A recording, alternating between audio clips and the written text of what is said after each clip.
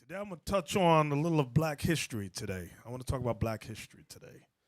All right. I want to open up. Abigail, put the book on the screen, History of Black America by Lerone Bennett, please. All right. Here we go. Before the Mayflower. That's the book that we're going to be reading. We're going to read some excerpts today.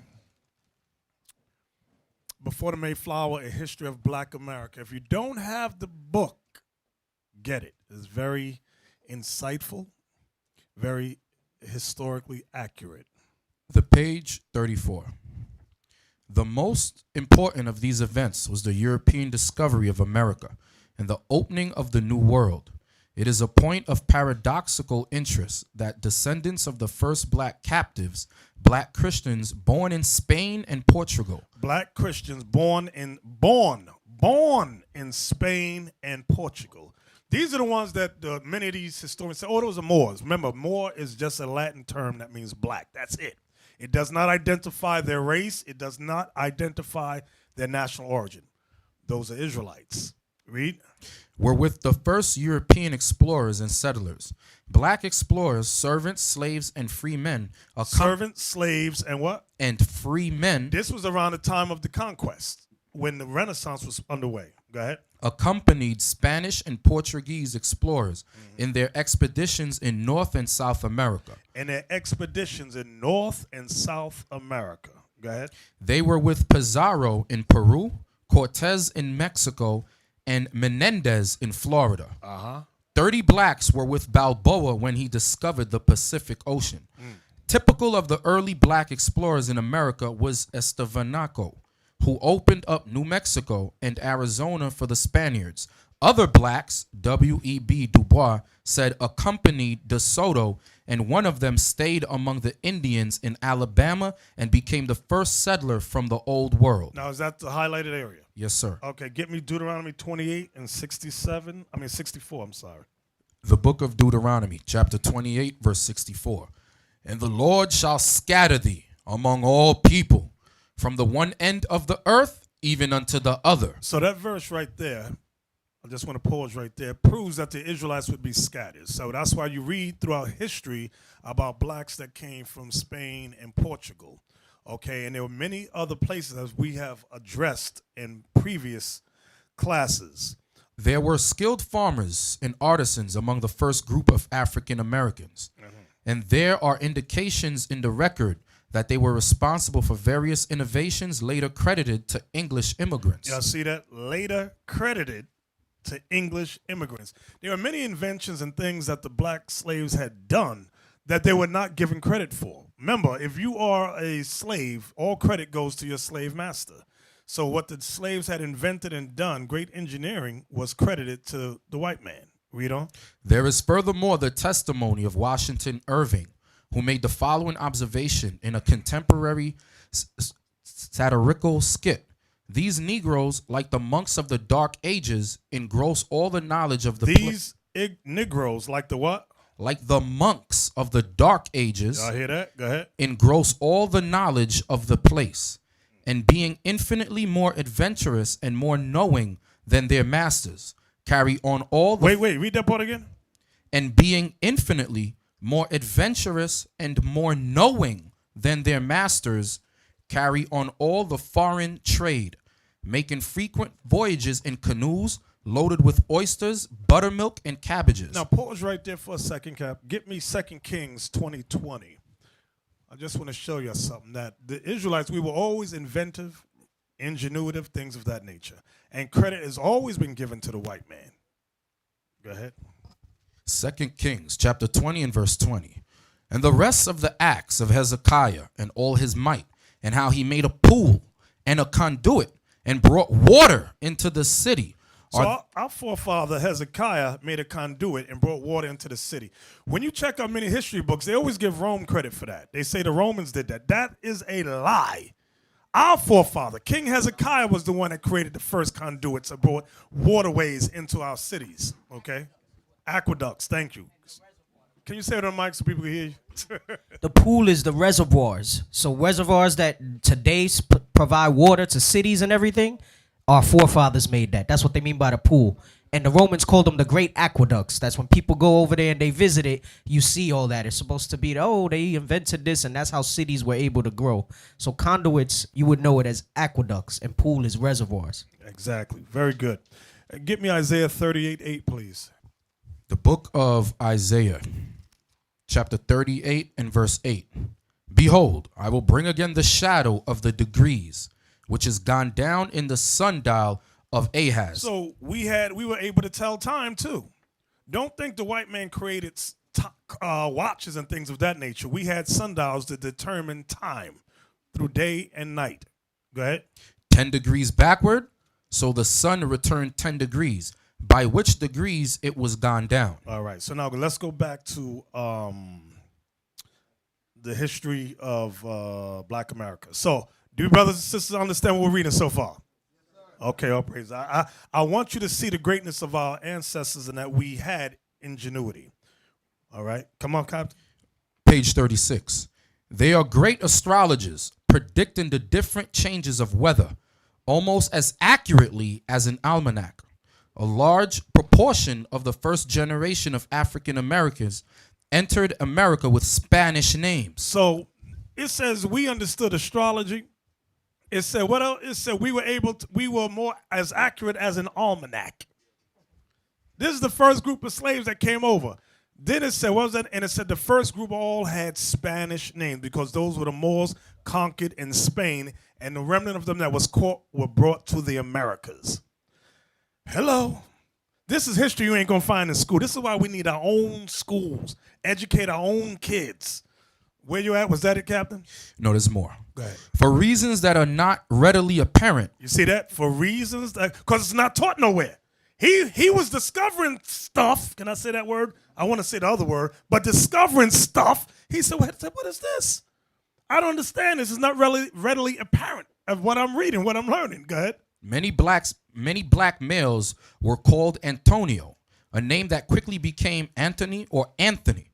Other popular names of the period included Michaela, Calchacello, Mingo, Pedro, Francisco, Gibani, Marie. Those are the group of slaves that came off the ships, the first ones. Go ahead. Wartello, Tomorrow, Angola, and Tony Congo. Shortly after their arrival in America, many blacks discarded African and Spanish names and adopted English titles. See that? We discarded Spanish names and adopted English titles. I'm going to give you a name, and you're going to like that name. Go ahead. By 1649, colonial officials were able to report that there are in Virginia about 15,000 English, and of Negroes brought thither 300 good servants. The good servants came from different backgrounds with different experiences. Quite a few, as we have noted, came from England, where blacks had lived since the middle of the 16th century. Now, we found out that we lived there way earlier than that. Go ahead. Many came from Spain, Portugal, and the West Indies. Significantly, many were Christians. From there, what page was that, Captain Isaac? 37. Okay, go to page 171 now. I should have it highlighted there. Come on. Page 171. Working the same side of the street, but with a different emphasis, was Alexander Crummell, a pioneer advocate of the concept of Negro identity. So he's discussing Negro identity. Go ahead. A thin, intense Episcopalian priest who preached in Liberia before returning to America as rector of a Washington church. Who can tell me about Liberia? We read about Liberia maybe a month, 2 months ago. We discussed Liberia. Liberia. Can we Google Liberia, please? All right, I'm going to read it. Liberia. Officially, the Republic of Liberia is a country on the West African coast. Liberia means land of the free in Latin. So Liberia is a Latin word that means land of the free. It is bordered by Sierra Leone to its west, Guinea to its north, Ivory Coast to its east. It covers an area. I ain't know them numbers. Let me jump down. Okay, I'm going on to that second paragraph right there. The Republic of Liberia beginning as a settlement of the American Colonization Society, ACS. declared, because those were the slaves. It's going to say all that. Declared its independence on July 26, 1847. The United States did not recognize Liberia's independence until during the American Civil War on February 5th, 1862, between January 7th, 1822, and the American Civil War. More than 15,000 freed and freeborn black Americans from United States and 3,198 Afro-Caribbeans relocated to the settlement. That's where they brought many of the slaves back there during that time to settle it. The black American settlers carried their culture with them to Liberia. The Liberian Constitution and flag were modeled after the United States. Okay, that's all I want out of that. So, Liberia was colonized by black Americans and West Indian Americans. Okay. Captain Isaac? Yes, sir. Back where you at again? Page 171. A thin, intense Episcopalian priest who preached in Liberia before returning to America as rector of a Washington church. Cromwell explored some of the territory covered by modern advocates of negritude. Blacks, he said, were a race God had preserved to do something with. Y'all see that? He says the blacks was a race God had reserved to do something with. He wasn't sure to do what with, but he knew there was something special about us. Was that it? In an eloquent sermon, the destined superiority of the Negro. The destined. I want y'all to listen good to the wording here. The destined superiority of the what? Negro. Of the Negro. Go ahead. Cromwell said that the black American was destined to emerge as a superior human being with the best qualities of other races. Can we read that again? Come on, man. Let's read that thing again. Cromwell said that the black American was destined to emerge as a superior human being with the best qualities of other races. Now, he prophesied in that thing. Y'all don't realize it, but that's some prophecy right there.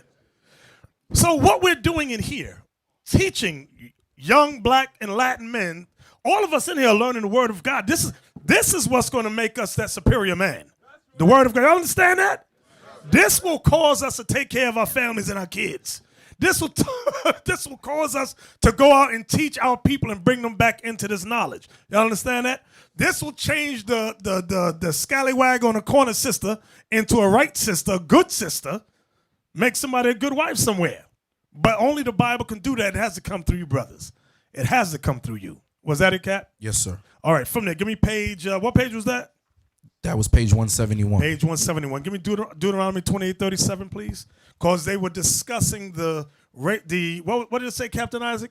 The identity. It says something about identity earlier. You read about when you first started reading. Yeah, it says a pioneer advocate of the concept of Negro identity. Right, the concept of Negro identity. They were trying to figure out the identity of the Negro. Deuteronomy 28, verse 37, please. Deuteronomy 28, verse 37. And thou shalt become an astonishment. This is a curse that came on the Israelites for breaking God's laws. We would become an astonishment, read. A proverb. A proverb. And a byword. A byword, meaning we would be called outside our God-given names. Okay. Among all nations, whither the Lord shall lead thee. Among all nations. That's why everybody says, oh, they're Moors. Oh, they're blacks. There's always some confusion about our racial identity. The concept of the Negro's racial identity. Everyone wants to know who we are. Well, the Bible is the only book that declares who we are. From there, pay close attention. Pay close attention. A lot of times we talk about slaves and we know that the white man put us through a ringer, destroyed our families, things of that nature. But there were times on the plantations where many of our families lived and we had time to ourselves, and it shows how we dealt. You have it, Captain? Yes, sir. What page is that again? Page 107. Go ahead. Most slaves lived in family units headed by a father and mother. Wait. Most slaves, read that again. Most slaves lived in family units. In family units. Headed by a father. Wait, I want to pause on father because headed by a father. I want just to pause there because that's an oxymoron today. That is so unheard of. Like, what is this? Headed by a father. Headed. Not under the woman, it said headed. This was slaves. Our ancestors had some sense even in slavery. It's today we've lost all our God-given sense. Read that again. Most slaves lived in family units headed by a father and mother, and large numbers of slaves lived in long marriages. Some of- Wait. It said most slaves lived in long marriages. Can we get that in Tobit, please? Y'all know what I want? I don't know what I want. Somebody help me. Yeah, that one. And Tobit 8.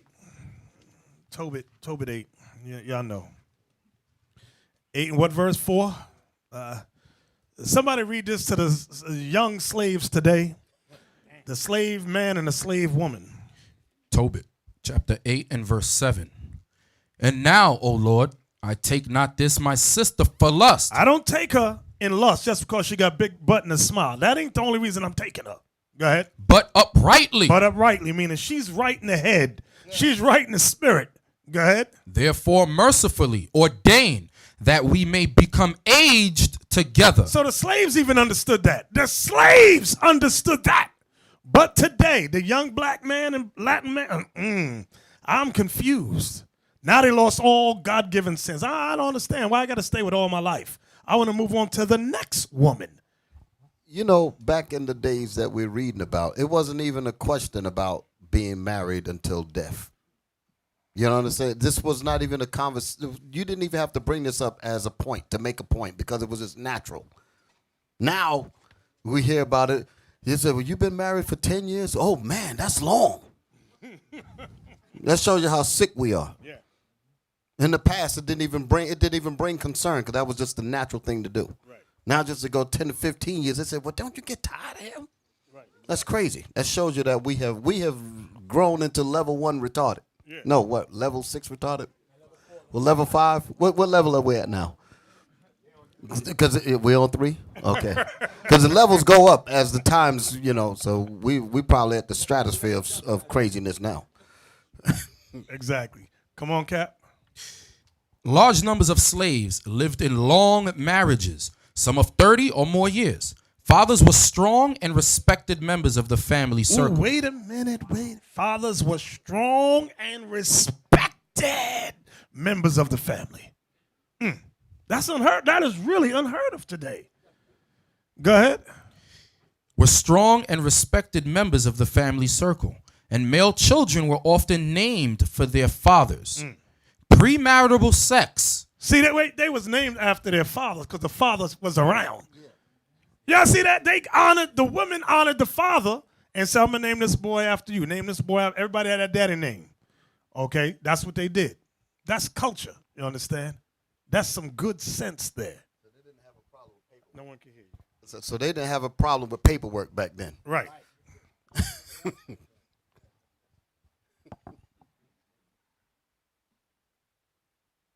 Yeah, the paperwork was the Bible.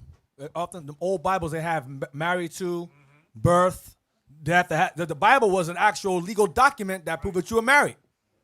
I don't Right? think they understand what you mean by that, because I'ma say it I'm again. explain it. Can I jump in? Sure. If you look in some of the Bibles today, just to show you that what Deacon Nathanyel is saying, they actually have in certain sections of the Bible where they actually write family tree, they actually have these things written because you was able to produce that as an actual document. They still didn't get it, Deacon Nathanyel. The Bible. In some of the Bibles, I see some of the sisters shaking their head. Some of the Bibles, if you open them up, like those big Bibles, they actually have slots in there written where you can write certain things in there, and there's a legal document. They actually accept it as a document. So slaves knew that you had to have legal documentation for your marriage, and it was usually most of the time the Bible. Just like I'll give some of y'all, Ephraim, y'all might notice, like they allow, some courts allow your baptism papers to go in and bring that because the church was a place of, right, a legal institution, right. This is to certify that, right, they got a name there, blah, blah, blah, word by, right, this is a Bible. Marriage, this is what they had back in the day. Exactly. Yep, you got one in yours too. Right. It was considered the family Bible. They Thank have a you. section in here called marriages. Another one is occasions to remember. Another one is deaths. Right. These were actually certificates, basically. They were honored as certificates. Exactly. Some of y'all got Bibles like that, and you're like, I'm confused. What's that? I don't understand what that's for.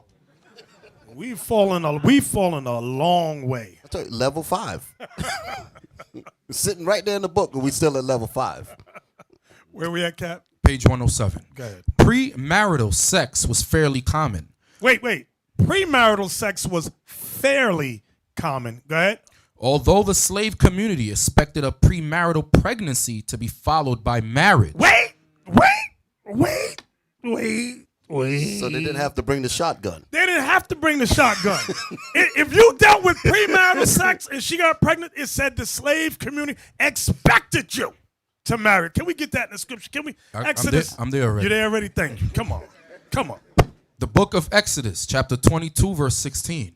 And if a man entice a maid that is not betrothed and lie with her, he shall surely endow her to be his wife. So the slaves had good sense and they could barely read. Here we all got all kind of education to Right. read. It's confused as hell. We free, but we're at level 5. Yeah, level we was 5 slavery retard. was at level 1.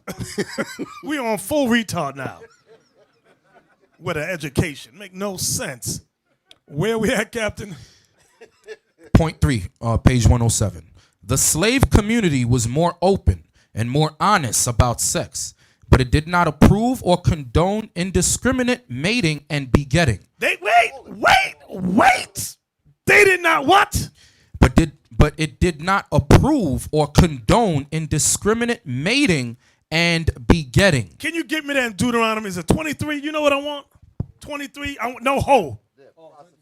23:17. Deuteronomy 23:17. Chapter 23, verse 17.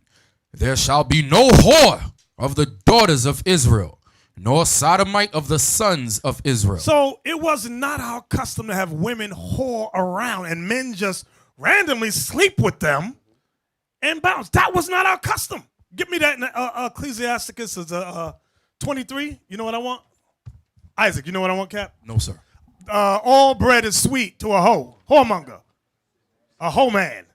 That one, a man whore.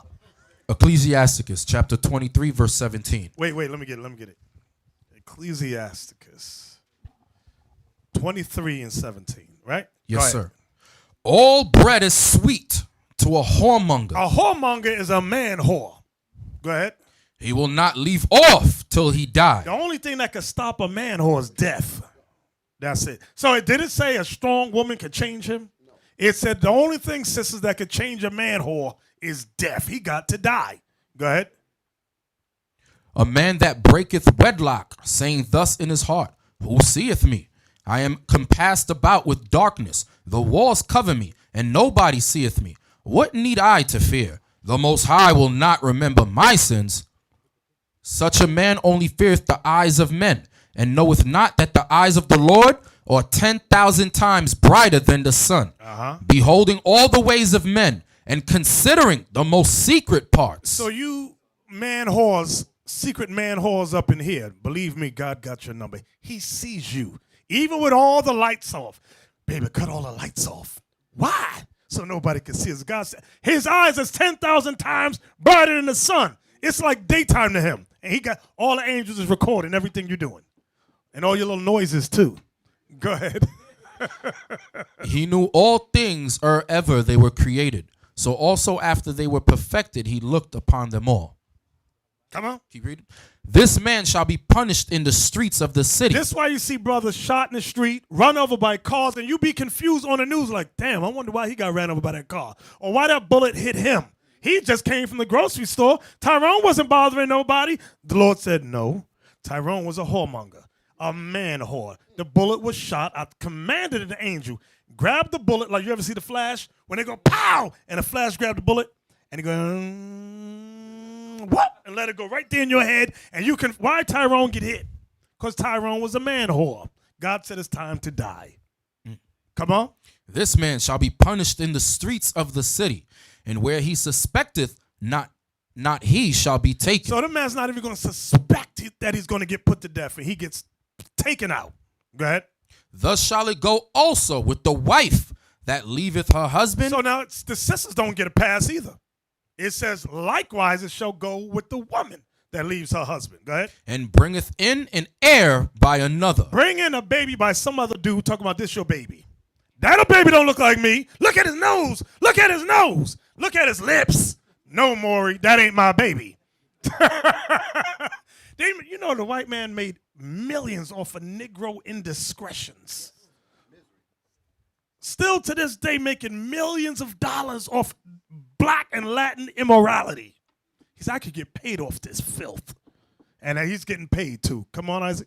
Verse 23. For first, she hath disobeyed the law of the Most High. So that's the first law she broke. Go ahead. And secondly, she hath trespassed against her own husband. That's the second thing she disobeyed.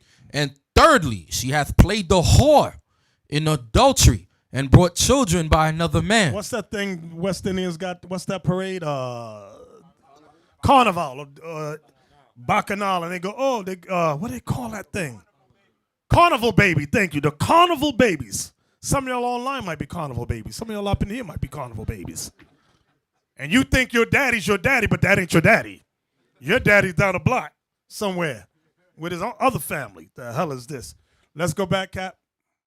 The slave community was more open and more honest about sex, but it did not approve or condone indiscriminate mating and begetting. More than that, the slave community expected males and females to remain faithful after marriage. But dang, I'm like, this was slaves, quote unquote, uneducated slaves. It will make you give responses like that. You say, damn, and all that. Because this is just to hear this kind of thing to show you how far we've fallen. You know, it is phenomenal, flabbergasting. Mm-hmm. These kinds of things will knock you off your feet. Right. So it is a shock, especially to those with sense. Exactly. Go ahead. Come on. Was that it, Cap? No, there's more. Robert Smalls, who later served in the U.S. Congress, told the American Freedmen's Inquiry Commission in 1863 that if a woman loses her husband, she mourns for him and will not marry for a year and a half unless she is driven to it by want and must have somebody to help her. Meaning she was broke and the man died and he didn't have nothing to leave her. Go ahead. Men and women nourished and sustained by the slave community pressed that struggle. Wait. Men and women what? Nourished and sustained by the slave community. Do you brothers and sisters understand what that means? We took care of our people. The book of Psalms, chapter 37 and verse 25.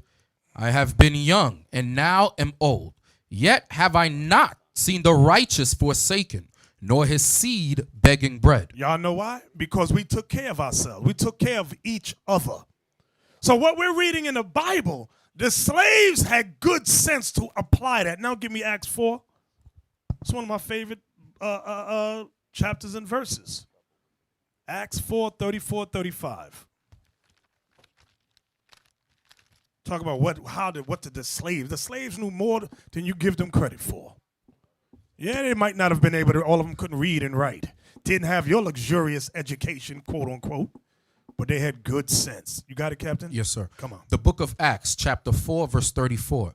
Neither was there any among them that lacked, for as many as were possessors of lands or houses sold them, and brought the prices of the things that were sold, and laid them down at the apostles' feet, and distribution was made unto every man according as he had need. So we had a community that we looked out for one another, and that's the same thing that this book written by Lerone Bennett is saying the slaves. Can you read that part again, Cap?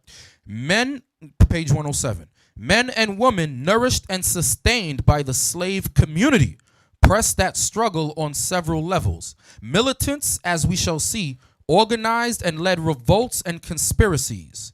All I want is that was all I wanted out of that. Okay. Give me 1 Timothy 5 and 8. 1 Timothy 5 and 8. 1 Timothy. Because I heard a statement one time that teaching young black men to get jobs, to take care of their families, is oppression.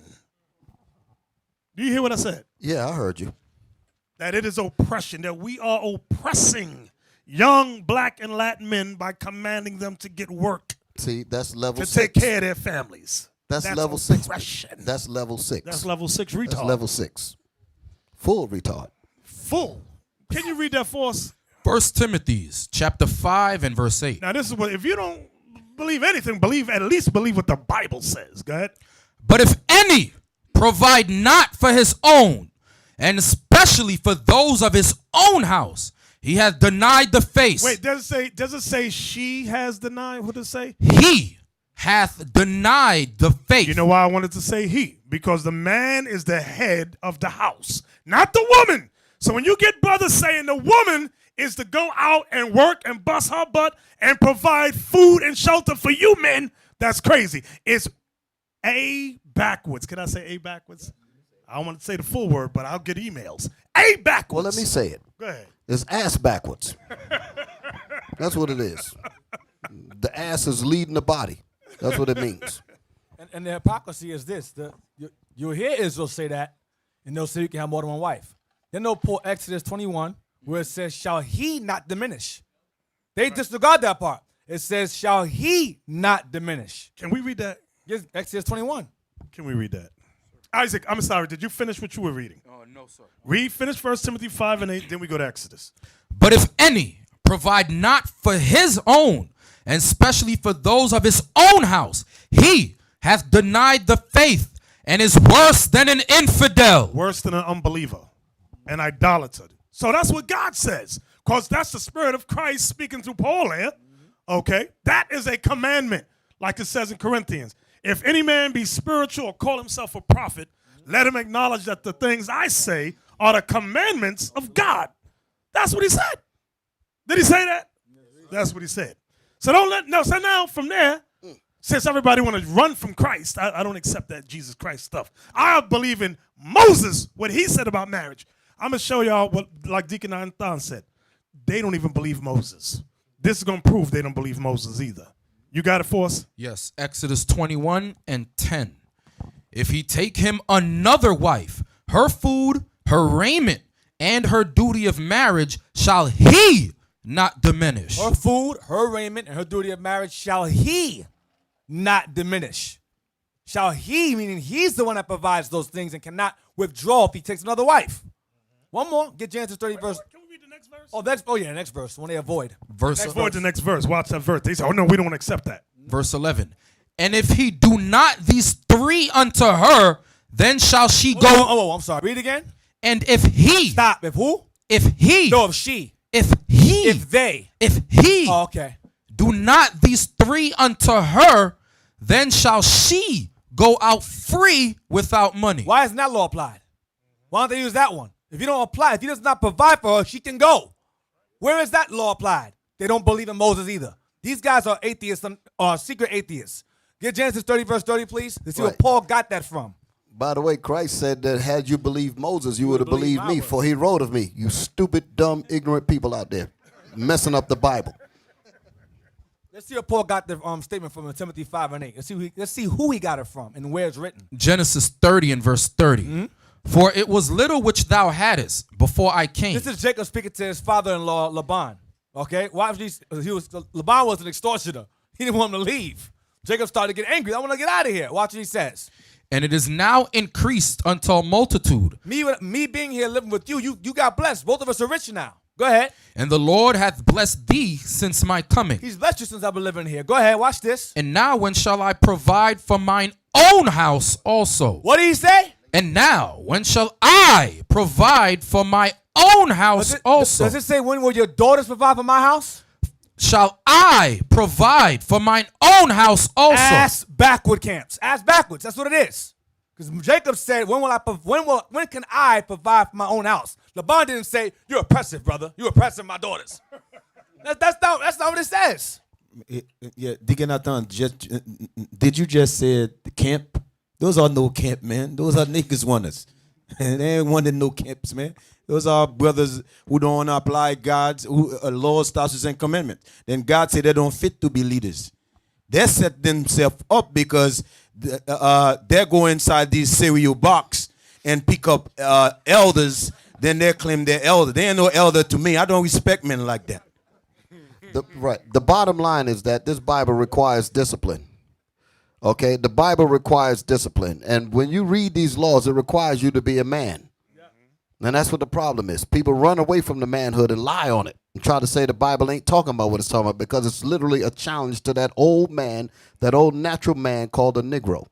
It's a challenge. This Bible is in direct opposition of the Negro that's still inside of many of us.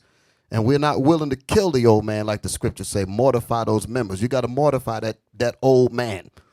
Be born again and check their whole spirit and follow what this Bible says 100%. But because of that, they don't want to do that. Then they start twisting and bending the scriptures around. That's what the problem is. And then they try to make everybody believe that the Bible ain't talking about real change. When we were in St. Martin, Captain Isaac was there along with Officer Mattathias in Tallahassee. I forgot the brother's name. I think it was called, who's the radio show? Ricardo.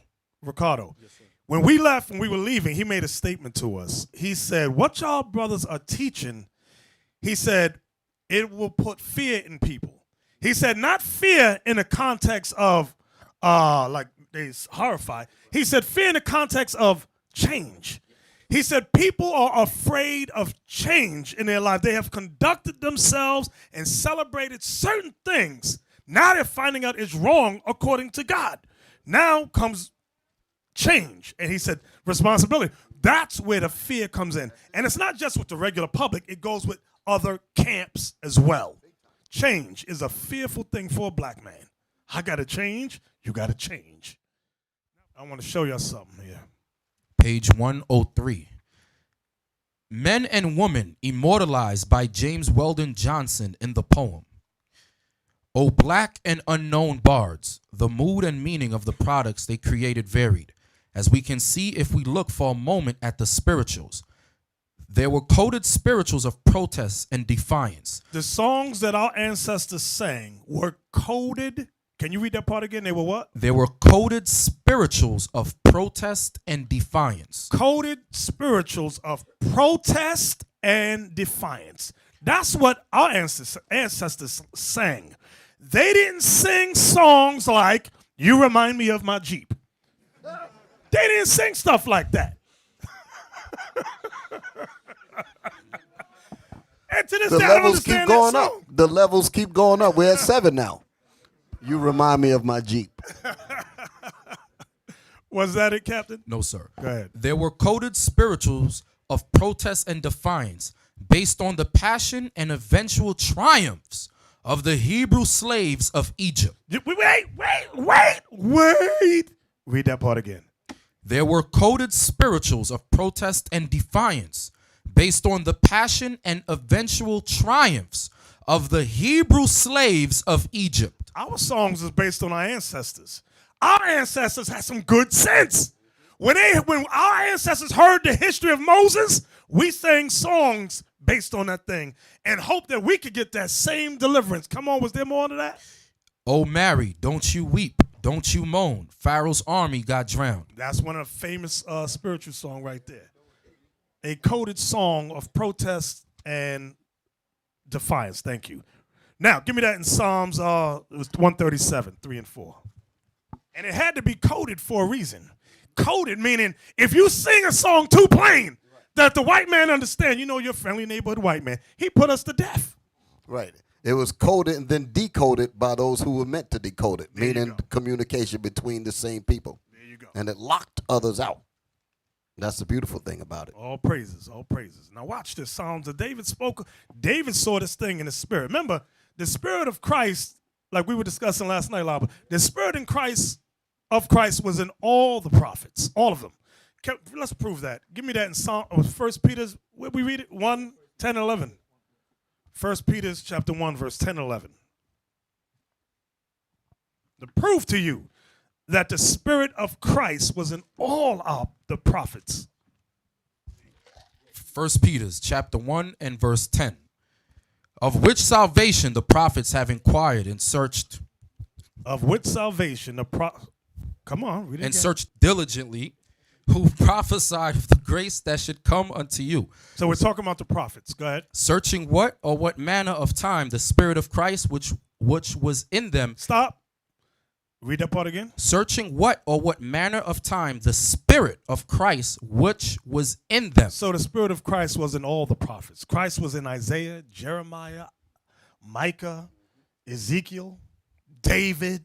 The Spirit of Christ was in all the prophets. Go ahead. Did signify when it testified beforehand the sufferings of Christ and the glory that should follow. Psalms 137 and verse 1. No, 3 and 4. Verse 3. For there they that carried us away captive. The there means in slavery. The there means slavery. Read the verse above it. Verse 2. We hanged our harps upon the willows in the midst thereof.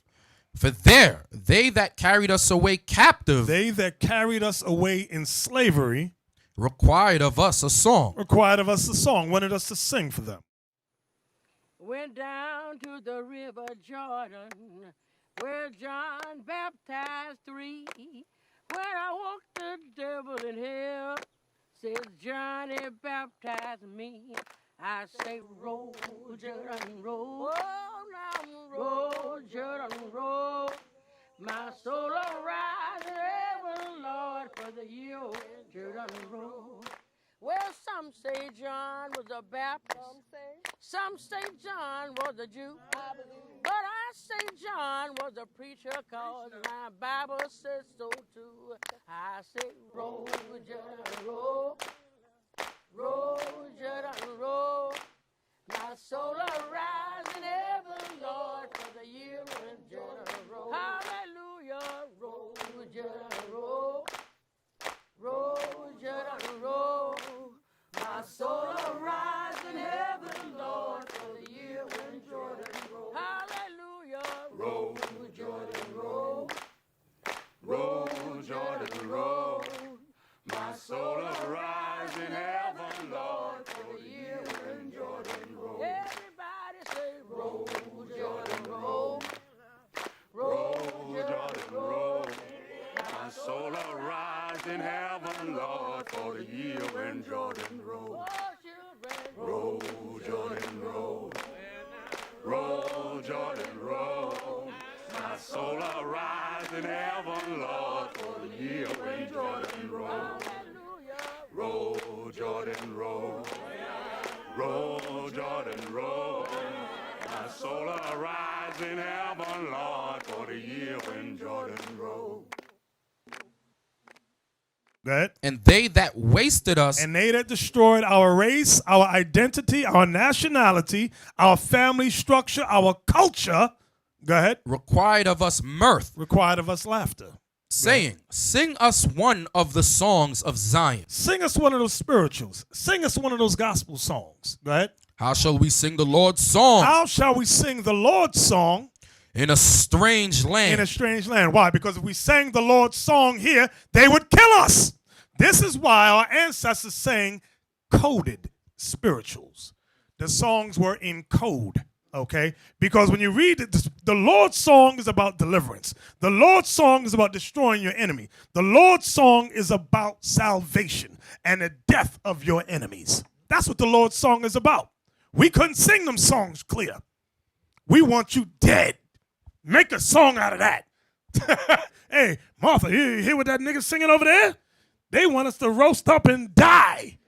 Kill him, Jethro. You know some of them song names they got? Ebenezer, kill him. From there, go back, Isaac. Go back to get me to page 134. I want to talk about another ancestor of ours. You see the highlights? Page 134? Yes, sir, I do. Come on. Page 134. We're going to do some reading on this one. Come on. Early in life, Turner came to the view that God had set him aside for some great purpose. To accomplish this purpose, he avoided crowds and close companionship. Now, wait a minute. Come on. Early in life, Turner came to the view that God... We're reading about Nat Turner. Go ahead. Early in life, Turner came to the view that God had set him aside for some great purpose. To accomplish... You know what that's like? Can you get me that, Captain? I'm sorry. In Jeremiah, is it chapter 1 or 2? From the womb. 1 and 5. Thank you. Give me that. The book of Jeremiah, chapter 1 and verse 5. Before I formed thee in the belly, I knew thee. And before thou camest forth out of the womb, I sanctified thee. So that means he was sanctified and known in the spirit world before the Lord sent his spirit into his mother's womb. Jeremiah had the understanding that we are all we are in the heavens with the Father. And then he sends us down. Go ahead, go back now. Page 134. Come on. To accomplish this purpose, he avoided crowds and close companionships and wrapped himself in mystery. Read the beginning of that again. Them first few words. Early in life, That's what we want. early in life, Turner came to the view that God had set him aside for some great purpose. Can you stop right there for a second? You can't just read past that. Just those few words there. Each of us have to see ourselves the way Nat Turner saw it. You just can't read past that and keep going. That statement there is super heavy. You have to see that the Lord himself have set you to do a special purpose. That's the only way you're not going to allow garbage to come before you. You have to see yourself as special. You have to see yourself as the chosen of God who put his hand on you for you to get the job done. Not to pass it to somebody else. You have to see yourself as that person that the Lord said, you know what, I'm going to use you to get my work done. That's why when I hear certain things, my ears pop. And then we just go past it. No. Read that again. Early in life, Turner came to the view that God had set him aside for some great purpose. You have to come to the conclusion within your own self. You have to come to the conclusion and say, you know what, I was not put on this earth to do nothing. I was not put on here to become garbage. I was not put on here to become a hoe, a prostitute, a nigger. I wasn't put here for that. The Lord caused my mother and father to come together to produce me for a great, beautiful purpose. And you have to carry yourself that way. You have to believe that. Go ahead. To accomplish this purpose, he avoided crowds and close companionships and wrapped himself in mystery, systematically ascetic. He renounced tobacco, liquor, and money. There was method in this. So that shows that he had discipline. That's my point. He had discipline from an early age. Go ahead. There was method in this maneuver, as Turner himself admitted.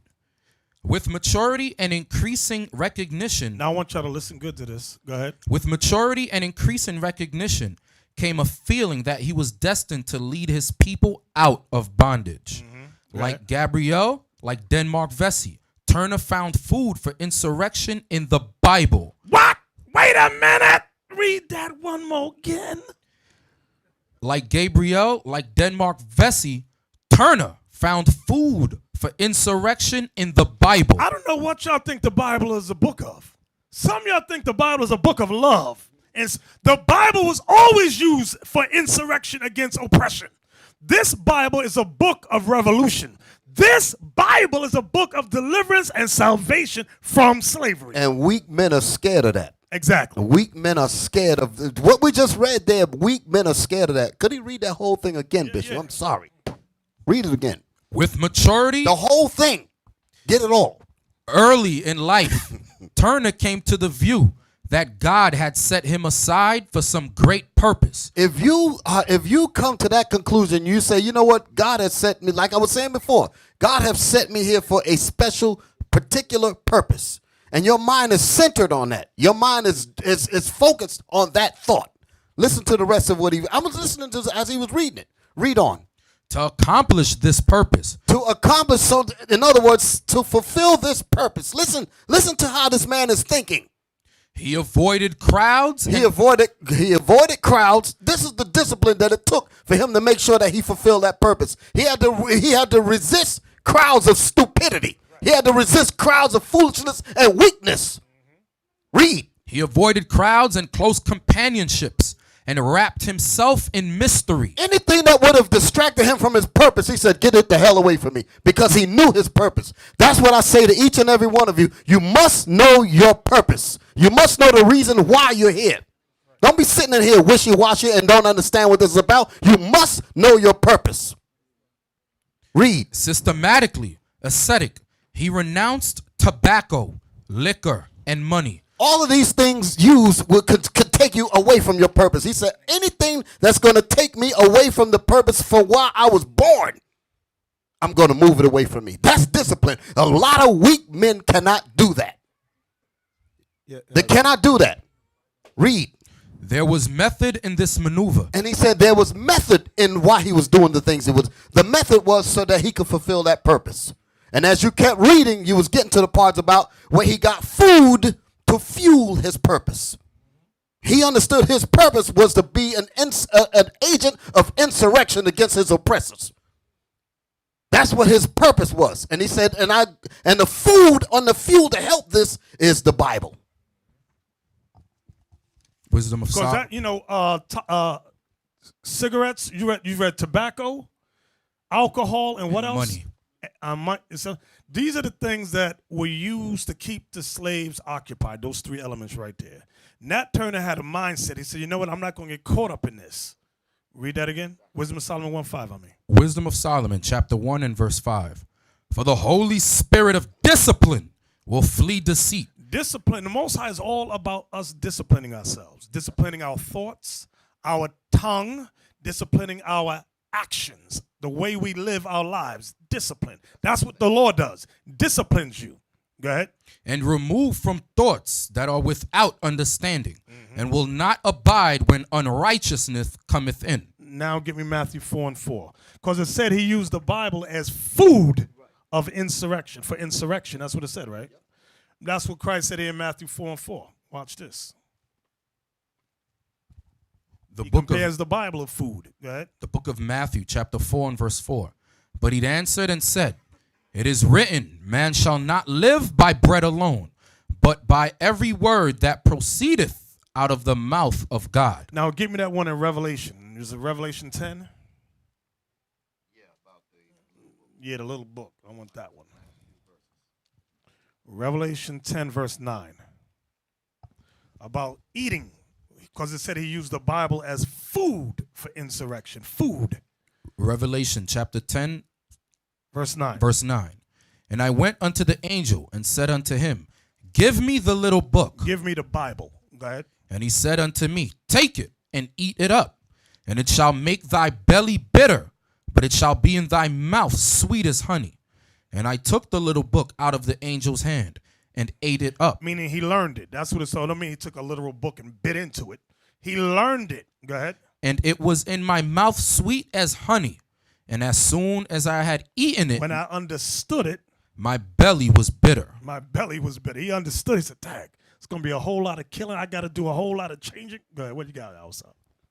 Why did he say it was bitter in his belly?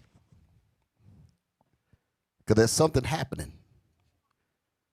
Who's that brother behind Joachim? Yes. Give him a microphone.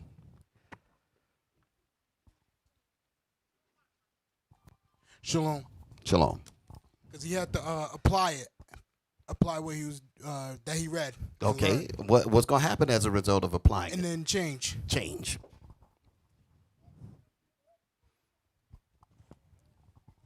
Because when you came in, when you came in here, you didn't have any problems until you started applying the law. That's when the trials came up. That's when the fire came up. That's when the family and everybody else coming onto you. That's when you say, oh, shoot, this. Because when you first got it, it was sweet. I found out I was an Israelite. I'm the greatest. Then here come the troubles. Oh, damn, I didn't know it was going to entail all of this. Brothers getting scared, nervous. We were talking about that earlier. Nervous because of trials and all that. Go ahead, Bishop. I'm done. Where we at? Oh, you had a clip for us. Let's look at this clip. Yeah. You got a clip for us?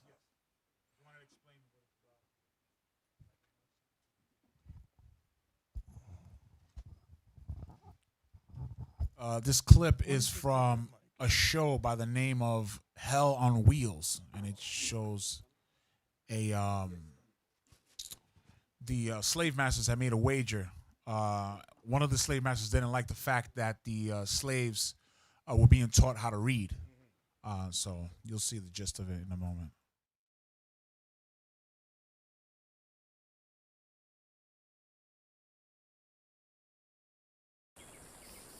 Wives, submit yourselves to your husbands as is fitting in the Lord. Husbands, love your wives and Do not be harsh with them. Children, obey your parents in everything, for this pleases the Lord. Slaves, obey your earthly masters in everything, not only when their eyes on you and to curry the favor, but with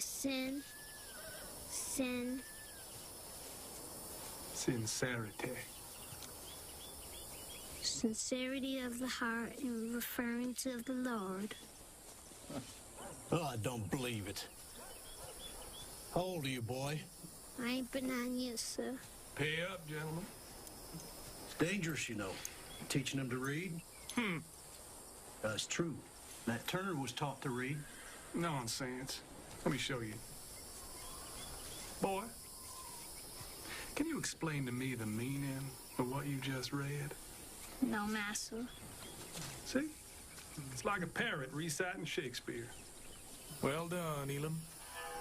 Well done.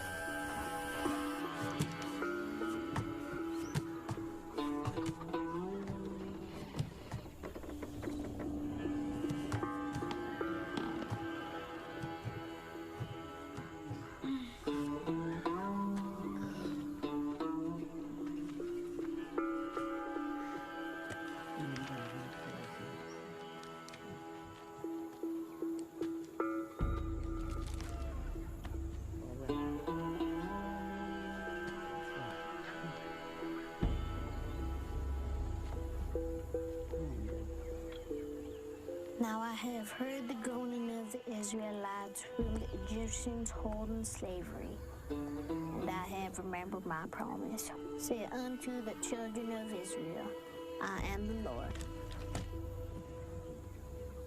And I will bring you out from under the burdens of the Egyptians, and I will rid you out from under their bondage. And I will redeem you with a stretched out arm, and ye shall know that I am the Lord.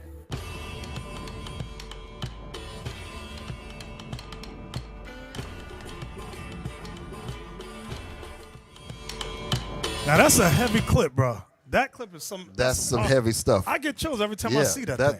That's some heavy stuff. Now, what they say that art reflects life. Y'all heard that term before? Art reflects life. This really happened.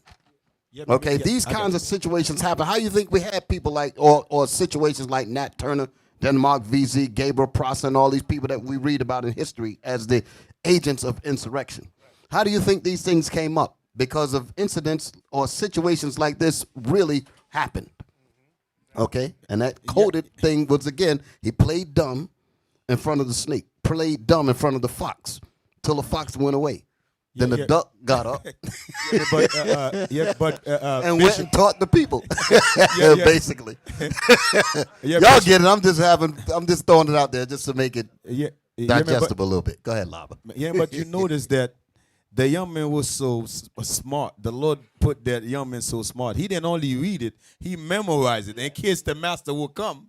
After he read it, he closed it, say, in case somebody come, they don't see no book there. He was just talking general. That's how wise he was. You understand? But when he was read it to the master, he acted like he could not read the book. But look how fluently he read it, then memorize it. You understand? So that's how you're supposed to play them at your jobs. Not every comment you have to answer. You have to play dumb. Yeah, you're a Christian? Yeah, I'm a Christian. I just keep it moving. You understand? Yeah, you're a Christian? Yes, I'm a Christian. I pick up many customers. Yeah, I'm a Christian. I keep it moving. Some of them I say, not that type of Christian you think I'm.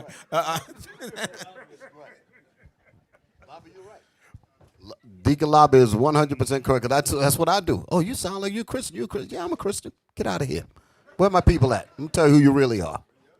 See, y'all had better sense than me. I used to go to my job and hand out flyers. Then I got fired I lost like 2-3 jobs. I said, why am I getting fired? Lord said, because you stupid. I was like, oh, dang. You shouldn't have said that, Bishop. But I remember that. I remember that. I'm saying the white man the devil. I'm giving out the flyer, and the white man right there looking at me. That was stupid. But we just read that our ancestors used and saw evidence that our ancestors used the Bible as food for insurrection. Can somebody tell the Kemetic community the Book of the Dead was never used to help get us out of slavery, to give us exhortation to get out of slavery. Never. The ISIS papers was not used. The hieroglyphs was not used, my brother. It has always been the Holy Bible. So you better go and get the hell up out of here and learn this book. We have to learn this book. I see the levels are continually going up. We're at level 8 now. Our people, can you read that again now? We're going back to the book Before the Mayflower, A History of Black America by Lerone Bennett Jr. That part, you know that part I'm talking about, Cap? Yes, sir. Go ahead. Page 134. With maturity and increasing recognition came a feeling that he was destined to lead his people out of bondage. Like Gabriel, like Denmark Vesey, Turner found food for insurrection in the Bible. So that was Gabriel Prosser, Denmark Vesey, Nat Turner used the Bible as fuel of insurrection. So this book is a revolution of this book. Believe it or not, brothers, this book is what the Maroons used over in the Caribbean. That's why they said, you know what, take out the Apocrypha, get it all out of there, because them ends is using that to rise up against us. Because all of us wasn't dumb and stupid. Some of us could read. Okay, Cap, one more again. I'm sorry, one more again. With maturity and increasing recognition came a feeling that he was destined to lead his people out of bondage. Like Gabriel, like Denmark Vesey, Turner found food for insurrection in the Bible. He immersed himself in religion.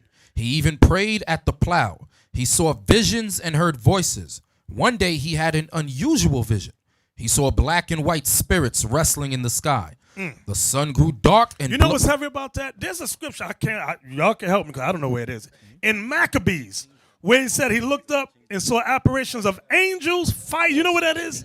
Can you find that for us, bro? You good, bro. You good. 2 Maccabees chapter 5 and verse 1. About the same time, Antiochus prepared his second voyage into Egypt.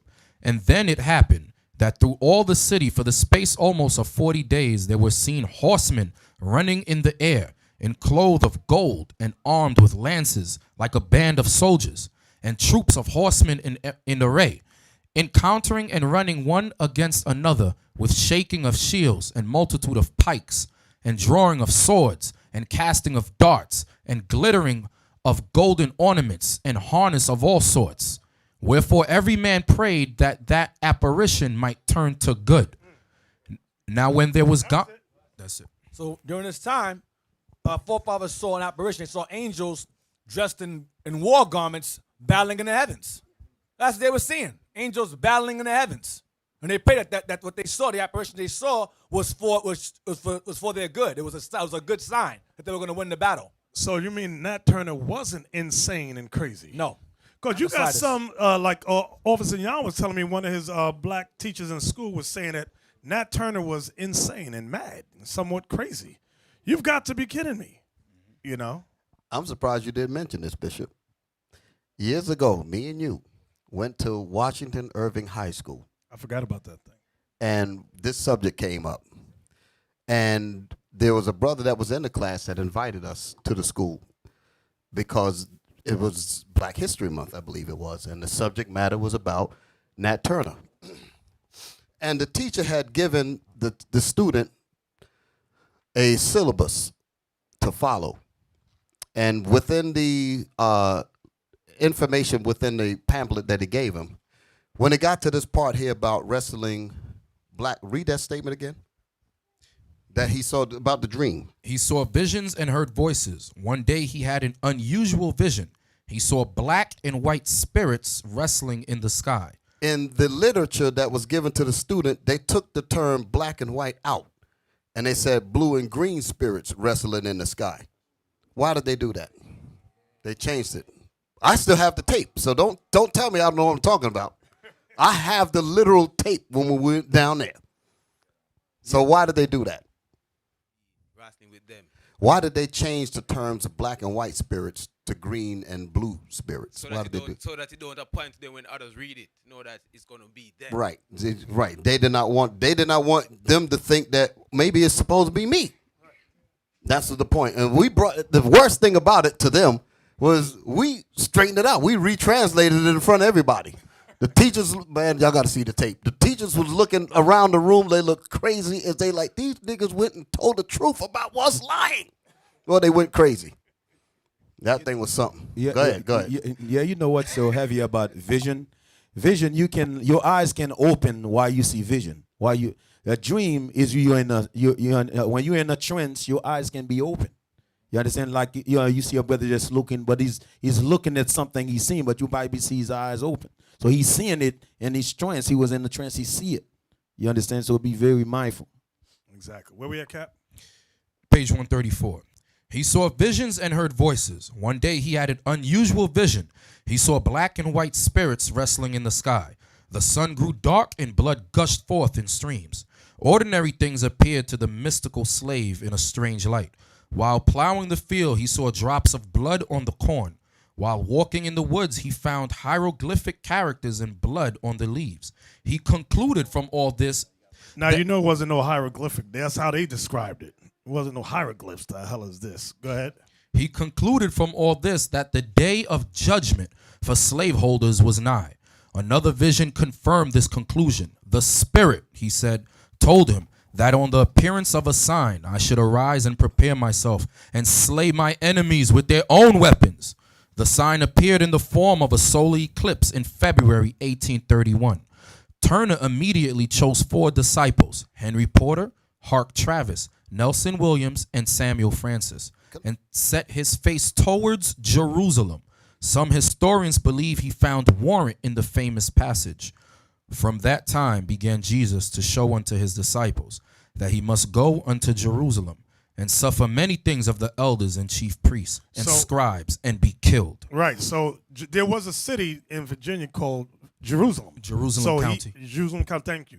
So he used that scripture to strengthen him. What are you going to say outside? I'm going to prove that it wasn't hieroglyphs that it was reading. Start with that hieroglyphs garbage again. While walking in the woods, he found hieroglyph characters and blood on the leaves. They said they saw hieroglyphics, Egyptian writing, right? Listen, read.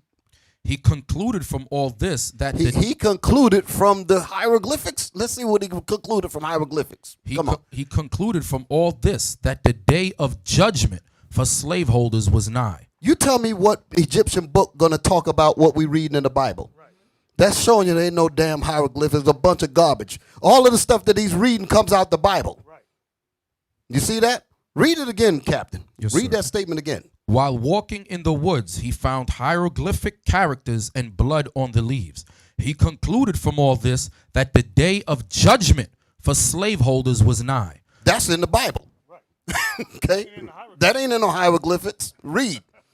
Another vision confirmed this conclusion. The Spirit, he said, told him that on the appearance of a sign, I should arise and prepare myself and slay my enemies with their own swords, with their own weapons. The sign appeared in the form of a solar eclipse in February 1831. Turner immediately chose 4 disciples, Henry Porter, Hart Travis, Nelson Williams, and Samuel Francis, and set his face towards Jerusalem. Some historians believe he found warrant in the famous passage. So, turn his face toward Jerusalem. Ain't no hieroglyphic writing going to tell you that. You see that? See, that's what I'm saying. You got to pick up on things like this.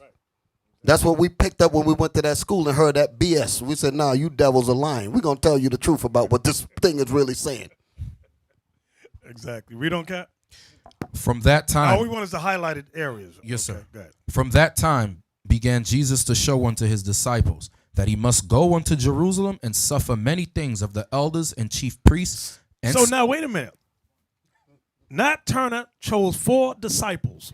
Remember, Christ had 3 favorite ones. And Christ, just as Christ explained that he must go to Jerusalem and suffer many things, Nat Turner was doing the same thing with his. And he got all that from the Bible. Go ahead. And suffer many things of the elders and chief priests and scribes and be killed. There was a Jerusalem in Virginia in that year. It was the county seat of Southampton. Turner decided to attack it on July 4th, but he became ill and the day passed. Wait. What month and day? July 4th. July 4th. So he wasn't celebrating firecrackers and all that? Not at all. He was being a firecracker. Yeah. He was blowing stuff up. Go ahead. Turner decided to attack it on July 4th, but he became ill and the day passed. There then came another sign, the peculiar color of the sun on August 13. Turner set another date, Sunday, August 21st, and told his disciples to meet him at a wooded retreat near his slave master's farm. On the appointed day, the disciples gathered on the banks of Cabin Pond, where they ate barbecue, drank brandy, and discussed death. Can I say something? And discuss death. Wow. When you know that you have, I want y'all to understand the mind state of our brother, Nat Turner. He's a man that is driven with the knowledge of knowing that God chose him for a specific purpose. Y'all with me? If you dealing with a man like that, that man is so determined you can't even get near him with foolishness. I'm listening to the focus on how this man is zeroed in on what he believes he has to do. When you have somebody like that, there's no turning them around. When they think, when they actually believe that they were made for that particular thing, there is nothing you can do to get that out of them. Right. And if you notice, he wasn't doing it because he had an attitude with white folks. Exactly. That's the point. He was doing it to deliver his people from oppression and bondage. He had a purpose. Okay. Come on. On the appointed day, the disciples gathered on the banks of Cabin Pond, where they ate barbecue, drank brandy, and discussed death. Nat, a non-drinking man who... Negroes can't talk about that today. Why are we going to talk about that? Let's have a council on death. Let's sit around and talk about death. Nat, a non-drinking man who appreciated the value of a dramatic entrance, did not join them until late in the afternoon. Then he appeared suddenly and ran his eyes over the group, noting that 2 additional slaves were present at the invitation of his disciples. Turner asked one of them, Will, how came he there? Will replied that his life was worth no more than others, and his liberty as dear to him. This was the man they called Will the Executioner, ain't it? Yes, sir. Okay. Go ahead. 6 feet tall, or nearly so, well developed, with a back covered with whip scars and a face disfigured by a scar extending from his right eye to his chin. Will was the slave of a cruel master. He was said to be the strongest man in the county, and he bore a special grudge. His master had sold his wife to a Negro trader. Will later handled the broad axe with such passion that Nab dubbed him Will the Executioner. Stop. Read all that again. He was sharpening the sword in his mind before he even got the sword in his hand. Because he said, he said the Negro trader, a white man, you sold my wife away. So the anger was there. Read it again. Read that again. 6 feet tall, or nearly... You feel the passion in what you hear it. I feel it. Go ahead. Read that thing. 6 feet tall, or nearly so, well developed, with a back covered with whip scars and a face... So he got reminders all on his back from this beast whipping me. And then you're going to sell my wife. Go ahead. And a face disfigured by a scar extending from his right eye to his chin. Will was the slave of... He got a scar extending from his right eye to his chin. So that meant he got whipped in the face. Go ahead. Will was the slave of a cruel master. He was said to be the strongest man in the county, and he bore a special grudge. His master had sold his wife to a Negro trader. Will later handled the broad axe with such passion that Nat dubbed him Will the Executioner. A broad axe. What does that look like? You get look at that thing. He handling that with precision. And he was screaming, Maccabees! Shoot. See there? That'll scare most people just to look at it. Have one of them come down on your head. A man handling that, mad as hell, his wife is sold, and his name is Will the Executioner. Damn. So you can see him being in the council talking about death, can't you? Easily. Elder, he's the same guy when they left, I forgot the name of the slave owner, but they left the house, and then as they were walking, they were like probably a mile away. He realized, oh, damn, I forgot the baby, the little Edomite baby. So Will went back and crushed the baby's head with that axe. We're going to level 9. Now, you know that was not the Christian thing to do. That was not the Christian thing to do. No, man. The defiant spirit of the disciples pleased Turner, and he outlined his plans. They would strike that night. Wait, notice he said the defiant spirit of what? Of the disciples pleased Turner. See what kind of men he had around him? He said, I like y'all spirit because y'all are defiant. He didn't have no mealy mouth, stay marshmallow. What's the word? Stay soft cream in the middle. We don't want those. No. Stay puff. What? Say it on the mic. I can't say it. What is it? State Puff Marshmallow Man. Yeah, he didn't have dudes like that around him. No, you go sit in the corner somewhere. I need defiant spirits around me. These brothers had purpose. They understood what their purpose was, at least that day. There you go. Come on. The defiant spirit of the disciples pleased Turner, and he outlined his plans. They would strike that night, beginning at the home of his master, and proceed from house to house, killing every man, woman, and child. In this way, he explained, they would terrorize the whites and stampede them. Then he said, women and children would be spared, and men to who ceased to resist. That's it. On that. No, there's more.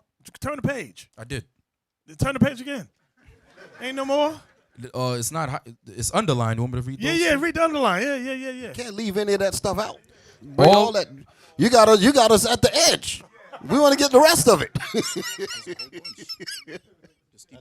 All right. Then he said, women and children would be spared, and men to who ceased to resist. About 10 p.m., the conspirators left their retreat and moved to the home of Joseph Travis. They were 7 men, armed with 1 hatchet and a broadaxe.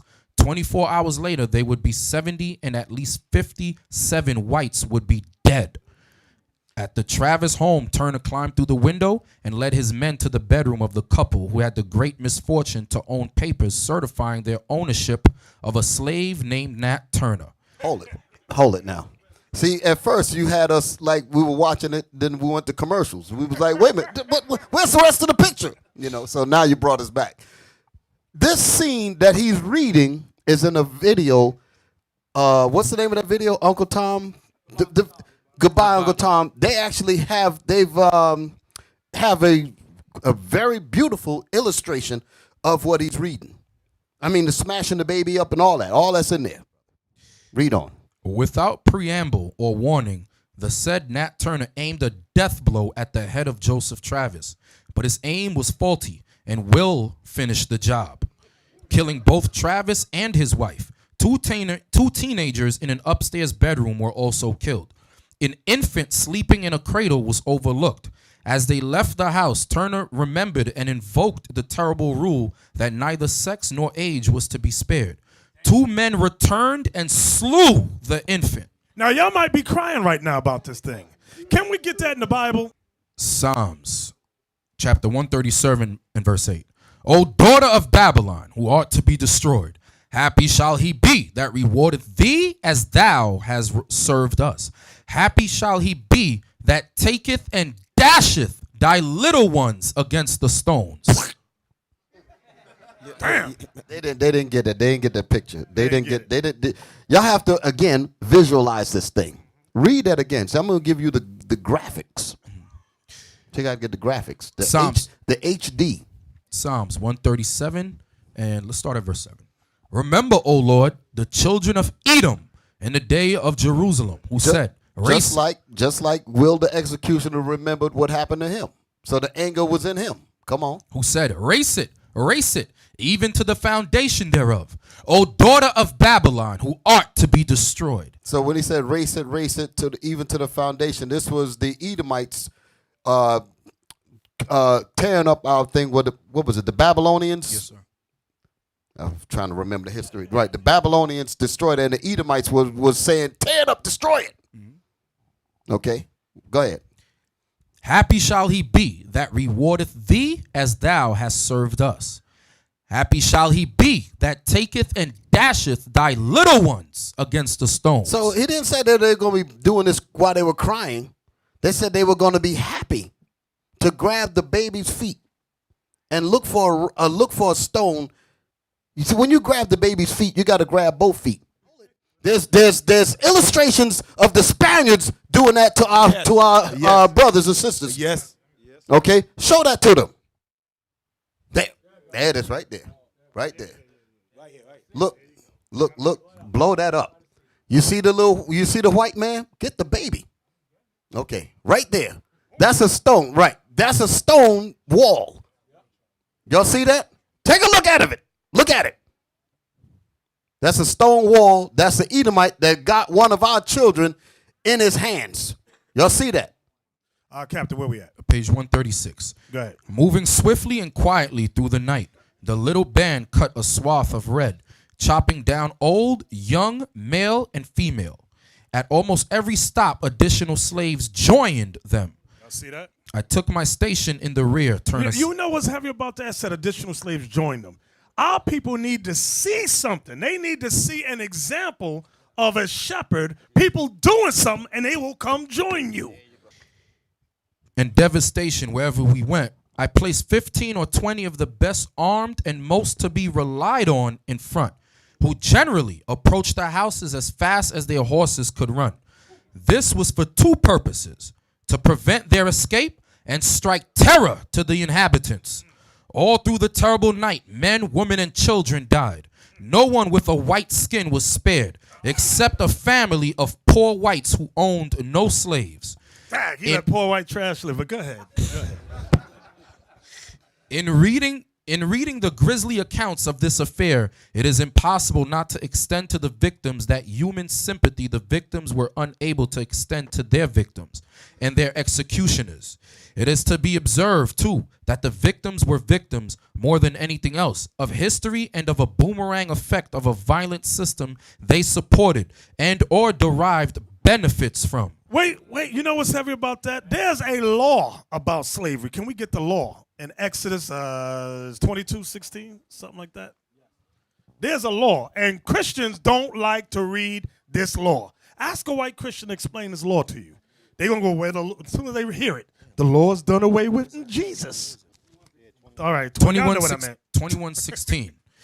And he that stealeth a man and selleth him, or if he be found in his hand, he shall surely be put to death. And that Turner was applying the laws of God. They said, you know what? This law needs to be enforced now. That's what he was doing. Now, somebody, Christian right now, is thinking, well, that law really seals my fate.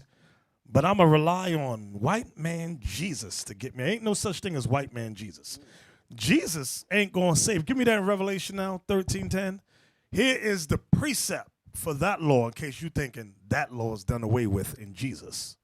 Revelation chapter 13 and verse 10. He that leadeth into captivity shall go into captivity. He that killeth with the sword must be killed with the sword. Here is the patience and the faith of the saints. Hallelujah. Hallelujah. This is the mindset all of us have to have. Here is you call yourself a saint. Patiently, we must wait for that thing to come to pass. Now let's go back to Lerone Bennett. Page 136. It is to be observed, too, that the victims were victims, more than anything else, of history and of the boomerang effect of a violent system they supported and or derived benefits from. It is not true, as so many commentators have said, that Nat Turner initiated a wave of violence in Southampton. The violence was already there. Slavery was violence, and Nat Turner's acts, however regrettable they may be on a personal level, were responses to that violence, and must be appraised historically, systematically, and politically. Why don't they give him a holiday? Exactly. Exactly. Was but that you know, no, there's more. You know, there's a lot of information that's coming out of that thing. You know, what that last part that they read there goes to the Jedi mind trick that they try to use on our people to make it think like, well, you're perpetrating violence. And the point is that he said that he was reacting to a system that was already violent. Right. So it's really self-defense. That's right. Exactly. Can we read on? None of this was apparent or perhaps even relevant to the white citizens of Southampton. They always play stupid, but go ahead. Who were seized with a nameless dread when the first bodies were discovered on Monday morning. Not knowing who or what was behind the killings, the citizens panicked. Imagine you waking up. They waking up and seeing dead white folks. What the hell is this? Go ahead. And they're so dumb, they don't realize that they're evil as hell. They're supposed to have dead white people all over the place. Not knowing who or what was behind the killings, The citizens panicked, fleeing to the swamps or barricading themselves in public buildings. Some left the county, several left the state. Meanwhile, Nat Turner rode on, picking up slave recruits at each stop, moving closer and closer to Jerusalem. On Monday afternoon, he reached the Parker farm, only 3 miles from Jerusalem. Turner wanted to bypass the farm and push on to the town, but his men, some of whom were groggy from periodic raids on cider stills, wanted to stop. Turner gave in, a fatal mistake. While waiting, he was attacked by a group of 18 or 20 whites who advanced with guns drawn. Turner, undaunted, counterattacked. The whites held their ground for a moment and then turned and fled. The slaves gave chase, crossed the hill, and discovered that the whites had been reinforced by a larger group from Jerusalem. Forced to give ground, the rebel leader decided to retrace his steps and recruit additional slaves.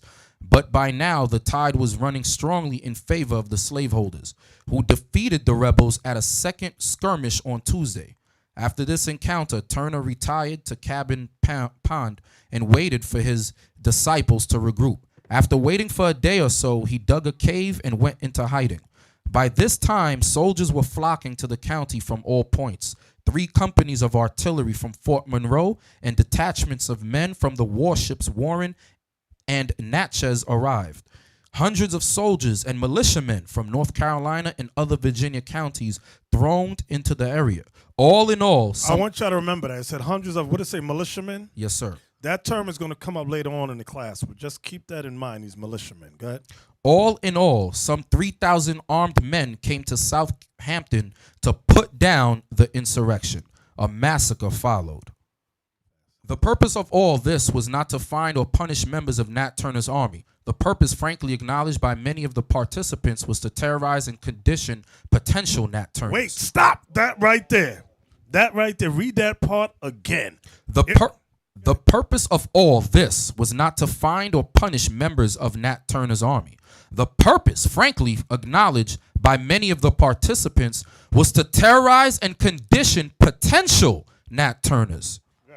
Some heavy stuff right there. Read that again about frankly. The purpose of all this was not to find or punish members of Nat Turner's army. The purpose, frankly acknowledged by many of the participants, was to terrorize and condition potential Nat Turners.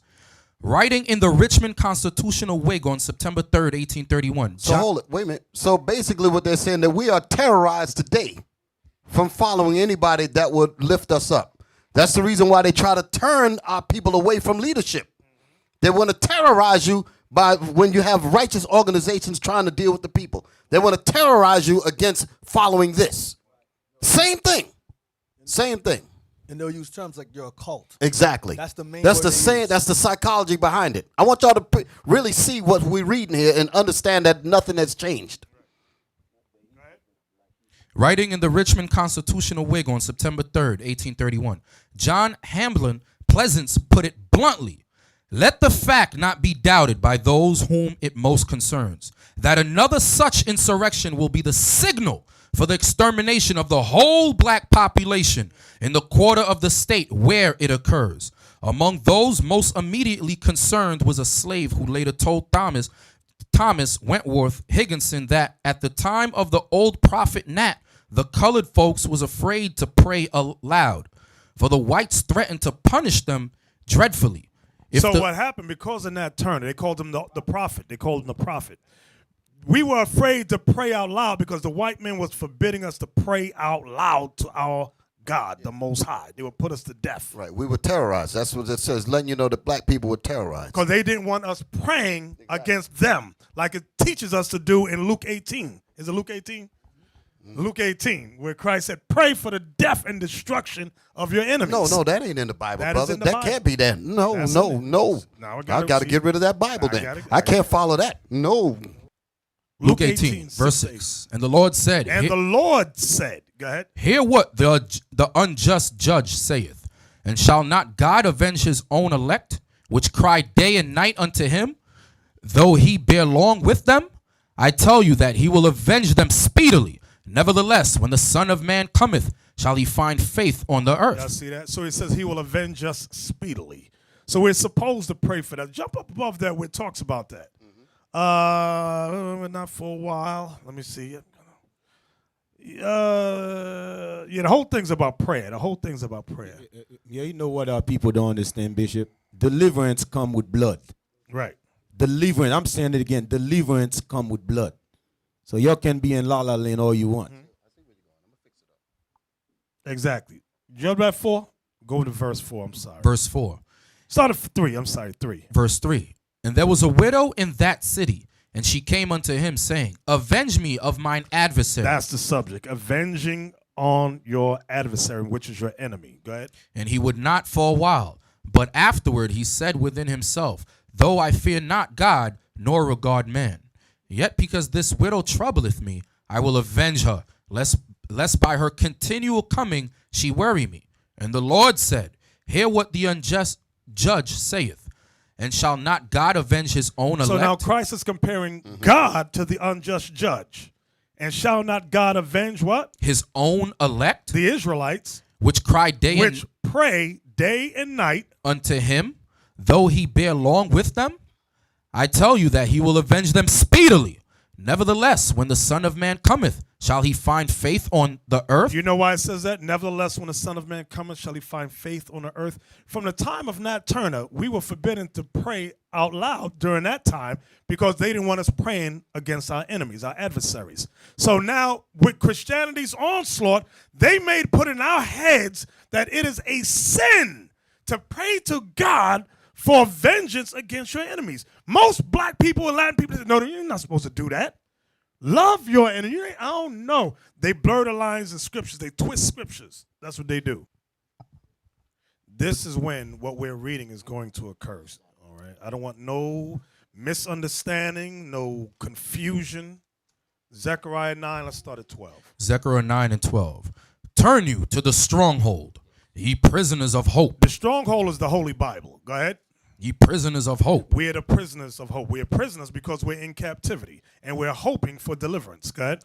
Even today do I declare that I will render double unto thee when I have bent Judah for me. So he's going to bend the southern kingdom, starting with Judah, to do his will. Go ahead. Fill the bow with Ephraim. He's forming us into a weapon. Ephraim and the northern kingdom is going to be, we all going to be transformed into a living weapon.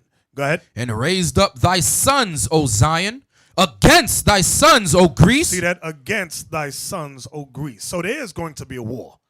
Let's find out when. Go ahead. And made thee as the sword of a mighty man, and the Lord shall be seen over them. So that's, y'all see that part? And the Lord shall be seen over them, meaning the chariots. That ain't on this side. That's going to be on the other side when Babylon's destroyed. So I don't want nobody thinking, well, it's going to be here in America. It ain't going to be here in America at all. So nobody get no dumb thoughts. Go ahead. And the Lord shall be seen over them, and his arrow shall go forth as the lightning, and the Lord God shall blow the trumpet, and shall go with whirlwinds of the south. See that? Those are the chariots. Go ahead. The Lord of hosts shall defend them, and they shall devour and subdue with sling stones, and they shall drink and make a noise as through wine, and they shall be filled like bowls, and as the corners of the altar. And the Lord their God shall save them in that day as the flock of his people. That's the proof. We're going to be delivered out of here. Go ahead. For they shall be as the stones of a crown, lifted up as an ensign upon his land. Right. We're going to be like the stones of a crown because we are his jewelry. Exactly. Okay. So when you have camps, you got different people out here that can't even apply love thy brother. They ain't getting part of this at all. They're going to be put to death. They're not going to be a part of any of this at all. They can't even apply basic discipline scriptures to how to deal with their own brothers. Exactly. So they're not going to see any of this. At that time of the old prophet Nat, the colored folks was afraid to pray aloud, for the whites threatened to punish them dreadfully. If the least noise was heard, the brightest and best was killed in Nat's time. When a boy, if the least noise was heard, the brightest and best were killed. So you check that out. If a child prayed, they look for the best slave and say, kill that one right there. Put him to death. You know what's heavy about that, Bishop? Something that Esau sees that we don't see. They know that all of us are not the same. They know that some of us are on different levels. Because for them to single out someone based on their actions, they're looking for any threat. And all of us don't move the same. And some of you have to be real with yourself. That's how you know how to move as a team. If you see someone has better qualities in pulling the people together, rally with him and support him. You see someone has better attributes to bring to the team, rally with them and support him. But Esau looks and says, who can pull these men together? That person is a threat. Tear him down. And that's how they target. That's how you fight a war. But Negroes, they all put themselves equal. I heard this saying when I was at my job. Too many chiefs and not enough Indians. And that's always, it's in the Israelite community also. Everybody want to be a chief. Nobody don't want to be an Indian. And that's why we all get shot down. Good point. Come on. In North Carolina, too, people feared Nat Turner more than starvation. So now they're going to compare and see what happened in North Carolina opposed to Virginia where Nat Turner was from. Go ahead. The situation in Murfreesboro was desperate. According to an eyewitness who said, it was court week, and most of our men were 12 miles away in Winton. Fear was seen in every face. Women pale and terror-stricken. Children crying for protection. Men fearful and full of foreboding, but determined to be ready for the worst. When a boy rode into the town and reported falsely that a hostile force was within 8 miles, Murfreesboro went up in hysteria. An old man keeled over and died. 2 other white men died of heart failure in the state. Was that it? No, there's more. When Turner was finally captured, guns were fired all over Southampton County. The woman, thinking he had assembled another force, fled to the swamps, misinterpreting the cry, Nat is caught, for Nat is coming.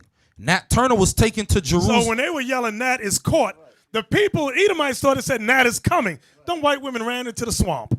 That's imagery. That's the power. What y'all hearing there is the power of imagery. His image, his reputation preceded him. Mm-hmm. Go ahead. Nat Turner was taken to Jerusalem in chains. At his trial, he pleaded not guilty, saying that he did not feel guilty. On November... Why feel guilty about trying to get deliverance from slavery? Go ahead. On November 11th, the bold black man called the prophet dangled from the end of a rope in a town called Jerusalem.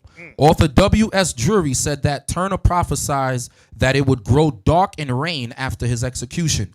It did actually rain. Drury wrote, and there was for some time a dry spell. This alarmed many whites as well as Negroes. Y'all see that? That was it. All praises. So, Elder, can I say something on that real quick? Captain Zeph, who else was with us? Captain Hananiah and Josiah. We had the privilege of going out to Virginia to meet one of the descendants of Nat Turner. His name is Bruce Turner, great grandson. He knows the story like the back of his hand. And Elder, he told us that there was like a tale of Nat Turner like 20, 30 years after he died. If the Edomite kids was being bad, the parents would tell the kids, you better behave or Nat Turner's coming to get you. So in this part of Virginia, they would even speak about Nat Turner. When we went out there and we went to the courts to look at the records and so forth, they didn't even want to show us the records. The lady was like, "Look, you can't record. Please don't record that." Get Exodus 2:11 and 12 to show you that what Nat Turner did was nothing different than what our forefather Moses did. Okay, because somebody like we sometimes we tend in our Negro state of mind try to separate what we're reading in the Bible, our history, from what happened more closer to our timeline today. Right, exactly. But it's the same history. Come on. And Nat Turner knew that. Exodus chapter 2 and verse 11.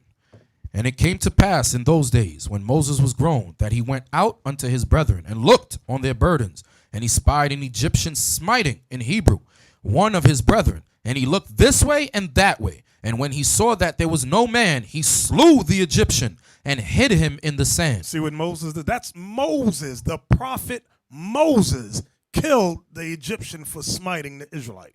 Okay? That's how our forefathers got down. So that's why I say I don't know what book some of our brothers be reading. Okay? I was reading the other day. Actually, I'm not reading. I was looking at, you ever look at the families of Martin Luther King Jr. and the families of Malcolm X and look at where both their families are today? And their families, it's amazing because one family is somewhat wealthy because King's family has an institute in his name. Esau supports them. One of the sons was in like an assemblyman or something of that nature in politics and all that. Then you look at Malcolm X family, who was not supported, not only by Esau didn't support him, black folks abandoned him. And two of his children according to when you look online, were in prison. One for putting an assassination plot against Farrakhan, and the other one was for fraud, bank fraud, things of that nature, something like that. Bishop, didn't Yes. even the grandson get in trouble? The grandson went to jail for killing Malcolm X's wife, Betty Shabazz, burned her alive. Burned her in the alive. bed. I'm looking at the two families. I'm like, dang, what the hell? You know, and Esau, they support King's family 100%. But Malcolm's family said, nah, let them rot. Let them die. You can see it when you interview them. They're always speaking in a way as not to bring up anything offensive. They're always speaking in that middle, you know, that was a different time. Things are different now and things have changed. Nothing has changed. If things change, then the prophecy wouldn't be what it is. Judgment is coming. Okay? But they want to rock you to sleep and make you believe that things are better. They're not better. Exactly. And when you look, King was very, very intelligent, brother. Very intelligent, just as Malcolm was. And they became a threat when King decided to join with Malcolm. And that's when Malcolm was assassinated later on King. America, I wrote this thing out. America, they have given away millions of acres of land to your friendly neighborhood white man. They have given millions of acres of land to poor whites who come from Europe, Poland, Italy, things of that nature. And they've done this and they have somewhat prospered when you look at it. America provided European peasants with an economic foundation. Not only did America give away land, but they provided financial funding. I'm going to show y'all that that's exactly what they did, because a lot of times you'll go to work or be at school and whites will tell you, work hard, pull yourself up by your bootstraps like my ancestors did, and you can be successful in society.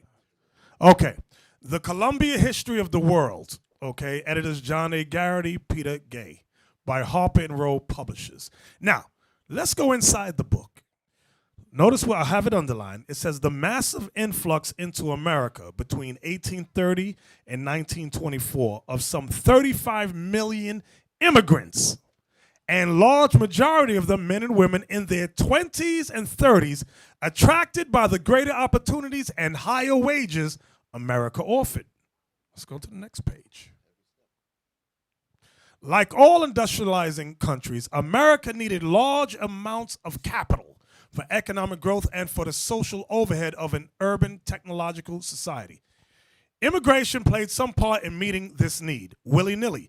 European countries had to pay the cost of nurturing immigrants who, when ready to become productive members of society, left for America.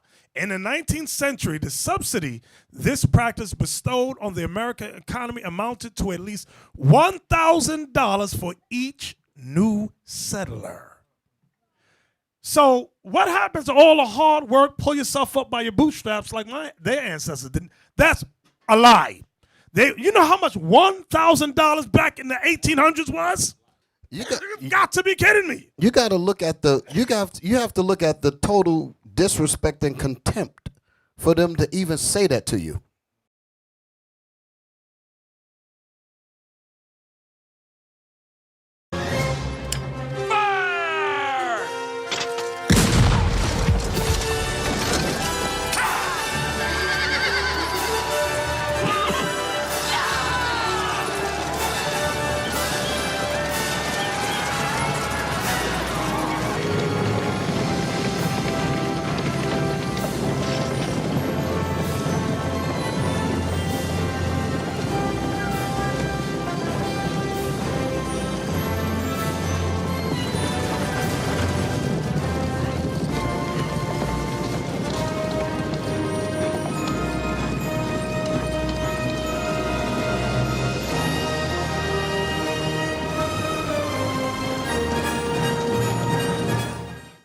When you look at this here, and then you look around you and you see these magnificent structures and all of these nice homes and all of that stuff here. Now you get the idea where it came from. Because they did not, as they were saying, pull themselves up by their bootstraps. When they came and stole the land, they simply built on it what they stole. And that's the way you really have to look at it. So you cannot be here and being happy that you're in this condition. This is the more reason why we have to be a disciplined people and follow what our Lord and Savior told us to do so that we can get the hell out of here. Exactly. Now let's see the next video, Abiel. I want to see, it flows too, Little House.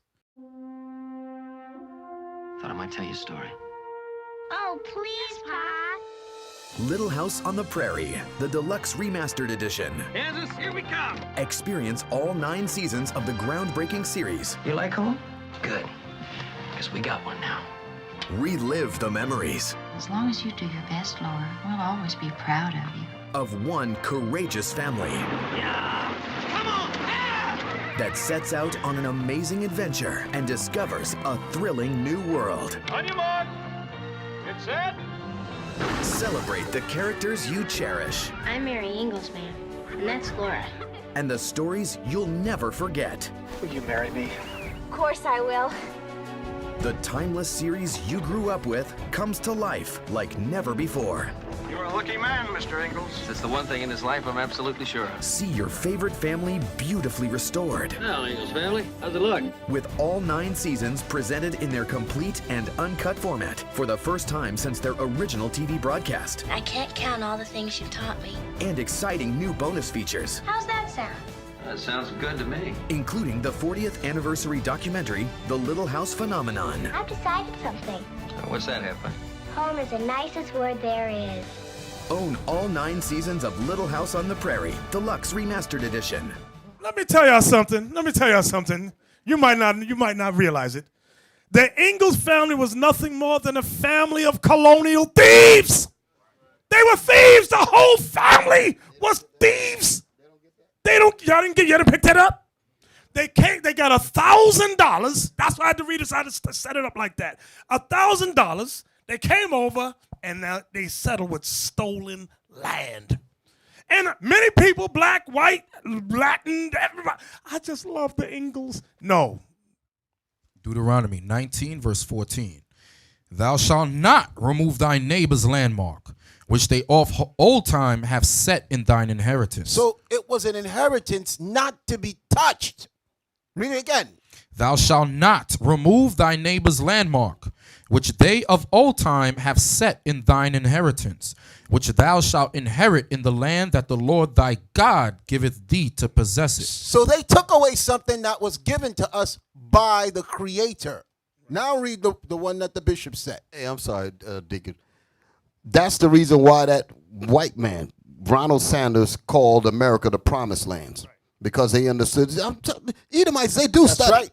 That's why they call this land the Promised Land, because they're saying that Gad was promised this. That's the name of the book, Lost Tribes and Promised Lands. The person that gave those eyewitness accounts of the people he encountered in the land knew, according to what Deacon Yawasop is saying, that this was promised to these people. That's why he wrote that stuff there. Exactly. Read that. Deuteronomy 27:17. Cursed be he. What's that word? Cursed be he that removeth his neighbor's landmark. So who said these white folks is blessed? God says they are cursed. And the black woman wants to marry her? The black man wants to marry her. The black man wants to marry the white woman? God says they are cursed. But you think that's all good in Jesus. No. Y'all are crazy. Did you finish that? Yes, sir. Can I give you another one, Bishop? Yeah. Y'all gonna love this. Give me Proverbs chapter 23, verse 10. Remember what you just read. Cursed be he that removeth his neighbor's landmark. Now look at this beautiful prophecy here. Proverbs chapter 23 and verse 10.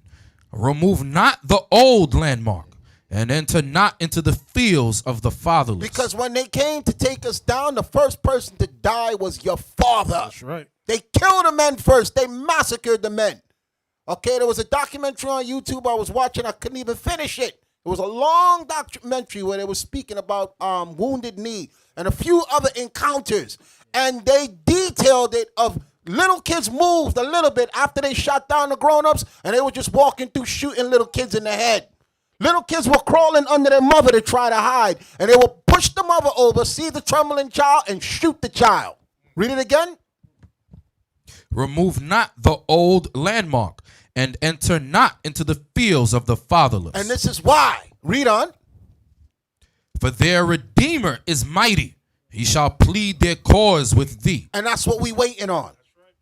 That's what we waiting on. That's why we tell y'all don't get stupid and don't go rise up with no evil in your head saying y'all want to do things to people. The Most High is our Redeemer. He's mighty. And if you move on these people without his say-so, what you're saying is you don't believe in the scriptures. And you know what evidence of that, Deacon Asaph? When you read in the book of Numbers, when the Most High told the children of Israel to spy out the land, and Joshua and Caleb came back with a good report and said, we could take the land. But the other 10 men said, no, we can't take the land. So then the Most High was mad. So then sometime later, the men said, okay, let's go take the land. Moses said, don't go now. God is not with us. And they said, we're going to go anyway, and got put to death. Because you got to wait on the Most High's commands. You got something, Thon? Yes. Give me Sirach 34 and verse 21. About Elder mentioned earlier about how they're colonial thieves. They're also colonial murderers. Right. The Lord going to show you that now. Sirach chapter 34 and verse 10. Now in the book by Bartolome de las Casas, he quotes this scripture because he witnessed them killing our brothers and sisters on this side of the world and taking the land, the Spaniards. Read this. He that hath no experience. No, 34 verse 21. 34 verse 21. The bread of the needy is their life. He that defraudeth him thereof is a man of blood. Read again. The bread of the needy is their life. The bread of the needy is their life, meaning our food, this land was our life. Go ahead. He that defraudeth him thereof. He that takes it from him, go ahead. Is a man of blood. Read the next part. It's going to explain it again. He that taketh away his neighbor's living slayeth him. That's what they did on this side of the world. He that taketh away his neighbor's living slayeth him. Go ahead. And he that defraudeth the laborer of his hire that's what Nathanyel was responding to. They had us working for them for free, laboring in the land that was stolen, and they had us working it for them for free. Read again. And he that defraudeth the laborer of his hire is a blood shedder. That's what he saw. He's a blood shedder. And therefore, if you live by the sword, you're going to die by the sword. Like Revelation 13:10 says. Exactly. Get Micah chapter 2. We got to realize the Bible is the greatest history and prophetic book on the planet Earth. There's no other equal to this book. That's why we don't play games with the Bible. We're going to tell it to you straight. Whether your feelings get hurt, sometimes your feelings need to get hurt. You got it for me, Captain? Micah chapter 2. Woe to them that devise iniquity and work evil upon their beds. And work evil on their beds while they're sleeping. Go ahead. When the morning is light. When they get up in the morning. They practice it. They practice it. They practice the evil they devised on their bed the night before. Go ahead. Because it is in the power of their hand. They had the guns. They had what's that special gun they had? The Gatling gun. They created all kinds of new weapons. Go ahead. And they covet fields. They what fields? Covet fields. Covet means to desire wrongfully. Covet that which is not yours. Go ahead. And take them by violence. How did they take the fields of America? By violence. That's who said this? God. This is what God is prophesying to us. Come on. And houses, and take them away. So they oppress a man and his house, even a man and his heritage. So this is an oppressive man. He oppressed us and he oppresses our house. Bishop, you know what's heavy about that? All of you can remember, well, I don't know what they teach now, but I know when I was growing up in elementary school, they reinforced in our heads that the natives were so stupid they gave the land up for beads and trinkets. Right, right. Okay? Exactly. 20 they keep showing the picture of the simple natives coming up with their hands out, and the white man like, these helpless little children, let's just take their beads, and that's what they want to reinforce your head. But the Bible says it was through bloodshed and violence. That's right. No negotiations, broke every single treaty. Many of these Edomite leaders, they sat down in an attempt to appear civil. Like they'd have the American Indians come up, sit down, but then they would sit down and create, present deeds of sale in incomprehensible illegal documents. That couldn't be understood. Right, could not be understood. Only they could understand it. Exactly. That's what they do. To this day, many of the descendants of these so-called pioneers or settlers receive federal subsidies. Many of them were used to set up militia groups. Remember that word. They were used to set up militia groups to ward off Native American Indians and slave revolts. Now, you're going to ask, what does that got to do with us today? It has everything to do with us today. Now, before I get to it, because I'm going to hit y'all with something. Let me get it. Let me look. So we discussed how they look us in the face and say, pull yourself up by your bootstraps, right? We discussed that, brother? Yes, sir. Okay. They will never admit that they have murdered. They have stolen. They don't admit that at all. Neither their descendants. Thomas Jefferson with his lying self. That what's the thing Thomas Jefferson wrote? The Declaration of Independence. Lie. It's a lie. You hear what I said? The Declaration of Independence is a lie. American Indians realized that back then, and so did the slaves. So this is all a lie. It said, I can't quote, we hold these truths to be self-evident, that all men are created equal.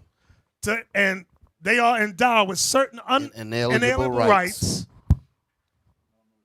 Well, let me see if I wrote it down.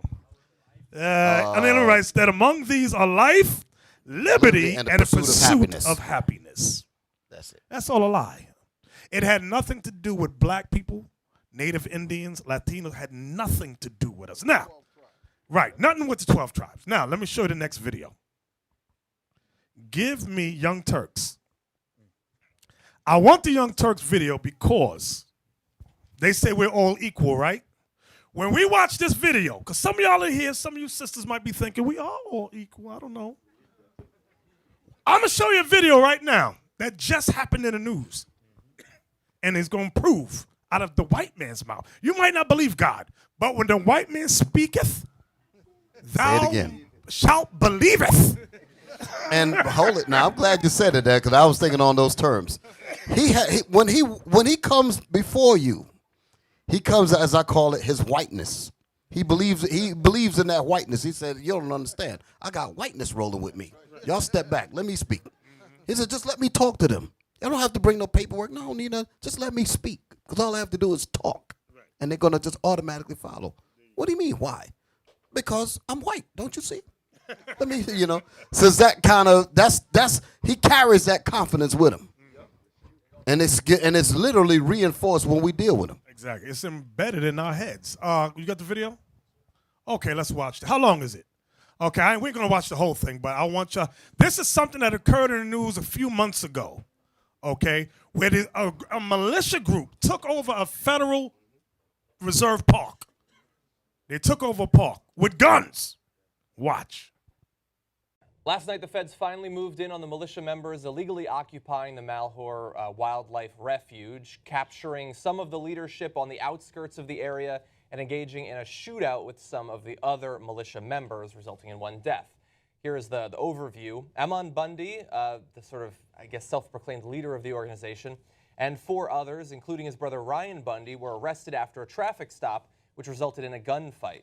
Militia member Robert Lavoy Finicum was killed in the gunfire, and Ryan Bundy was shot in the arm, although he does not appear to be seriously injured. 2 other militia leaders were arrested separately, and a third, John Eric Ritzheimer, turned himself in to authorities in Arizona. He got there really fast. No, I'm joking. He'd been there before. So we do have mugshots of some, not all of the people who were arrested just last night, but you're seeing a good number there, including the Bundy brothers in the top left. Yes. First of all, I'll just jump in right there with the last graphic that John had there. One of the militia leaders arrested in Arizona. What the hell is he doing in Arizona?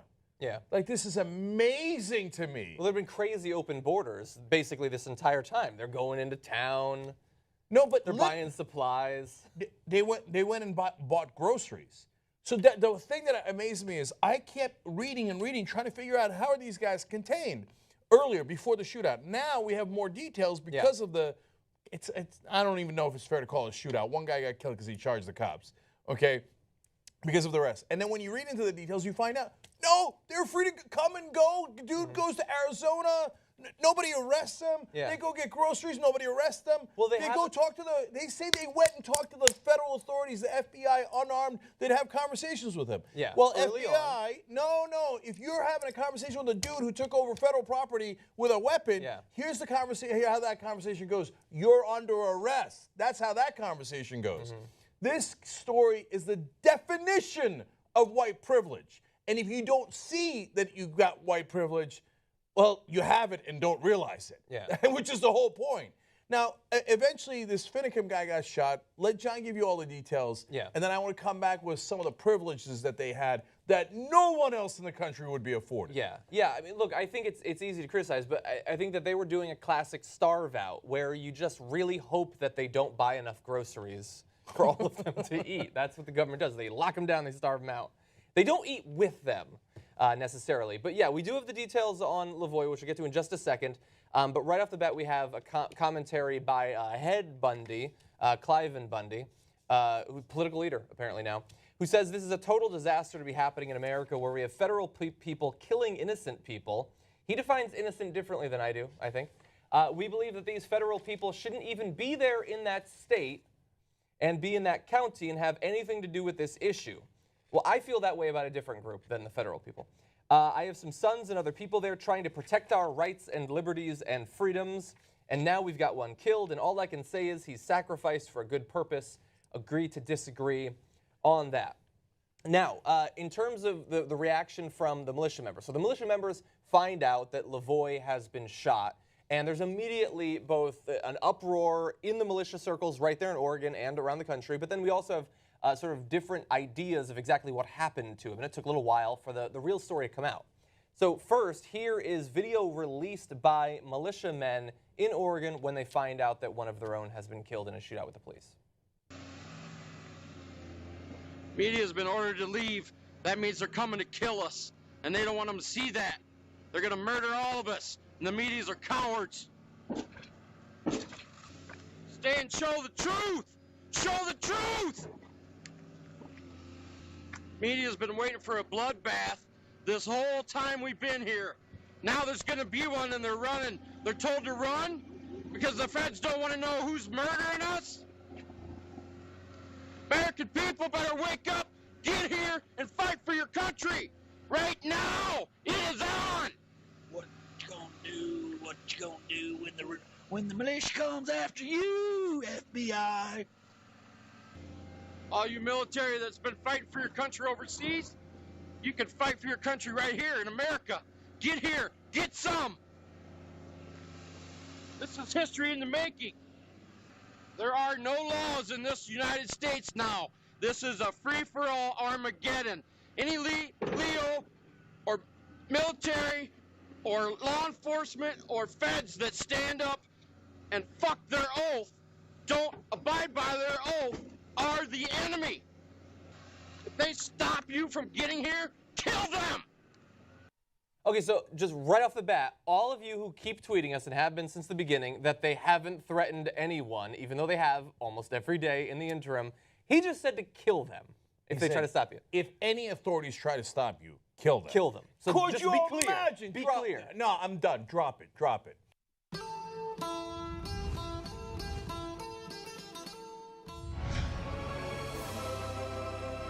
Could you imagine if armed black people looked at a camera and said, if the cops stop you at all, kill them? We're gonna have a conversation with these guys? They're free to come and go for 3 weeks. These guys, there was no perimeter. The FBI says, oh, don't worry, we just set up a perimeter. Goddamn right I'm worried. Why didn't you set up a perimeter the first time that they captured a federal building armed, talking about how they're going to murder people who come and try to take it from them? That is theft of federal property. By the way, it is a sentence punishable for up to 10 years if you take any federal property above $1,000 without permission. That is exactly what happened here. They took fairly large federal property. And here these guys on camera say, we're going to murder the cops, right? If they come to get us, you stole shit, you criminal, you thug. You went and stole it with weapons. And now you see if you come to take it back, oh, I'm going to kill you, right? And that more people should come and be traitors to America while pretending to be patriots. Look at the white privilege here. And it's, by the way, not just white, it's right-wing privilege. Because if white left-wingers had taken over, environmental groups had taken over and said, oh, we're going to do this and we're going to do that, whatever it was, it doesn't matter if it's a Latino black group or it's just white, Greenpeace or animal rights guys. Nobody gets to come and go and threaten cops and talking about killing them. Look at here's what happened. So first of all, as John read to you, he said, Clive Bundy, about the guy who got killed, he sacrificed for a good purpose. Yeah, thank you for being exactly like the Muslim radicals. Oh, he was a good martyr, sacrificed for a good purpose, right? So now, the guy who was killed, Finicum, according to two guys in the car, got out of the car, would not listen to the cops, rushed at the cops, and the cops had to shoot him, okay? There's an 18-year-old who's melodramatic, who got to go into the camp, who now says, oh, no, he had his arms up and was surrendering. Her compatriots who were in the car with her, the other militia members, are like, that's not true. He charged at the cops, okay? So now, that Finicum guy says, before he obviously got shot a couple of days ago, he said, we used to walk up to the feds and talk to the agents in a friendly manner, unarmed and stuff. After you took over the federal building armed, can you imagine Black Panthers take over a building, armed Muslims take over a building, and they just walk up to the FBI and have a friendly conversation with them, and they don't get arrested. This is white privilege. You can steal stuff. You can steal federal stuff, and they don't even arrest you for 3 weeks. And then he says, now they're no longer willing to engage in friendly dialogue. I mean, you don't even know your privilege. The tenor has changed. The guy says, why are you ramping it up now? Why the rattling of the sabers?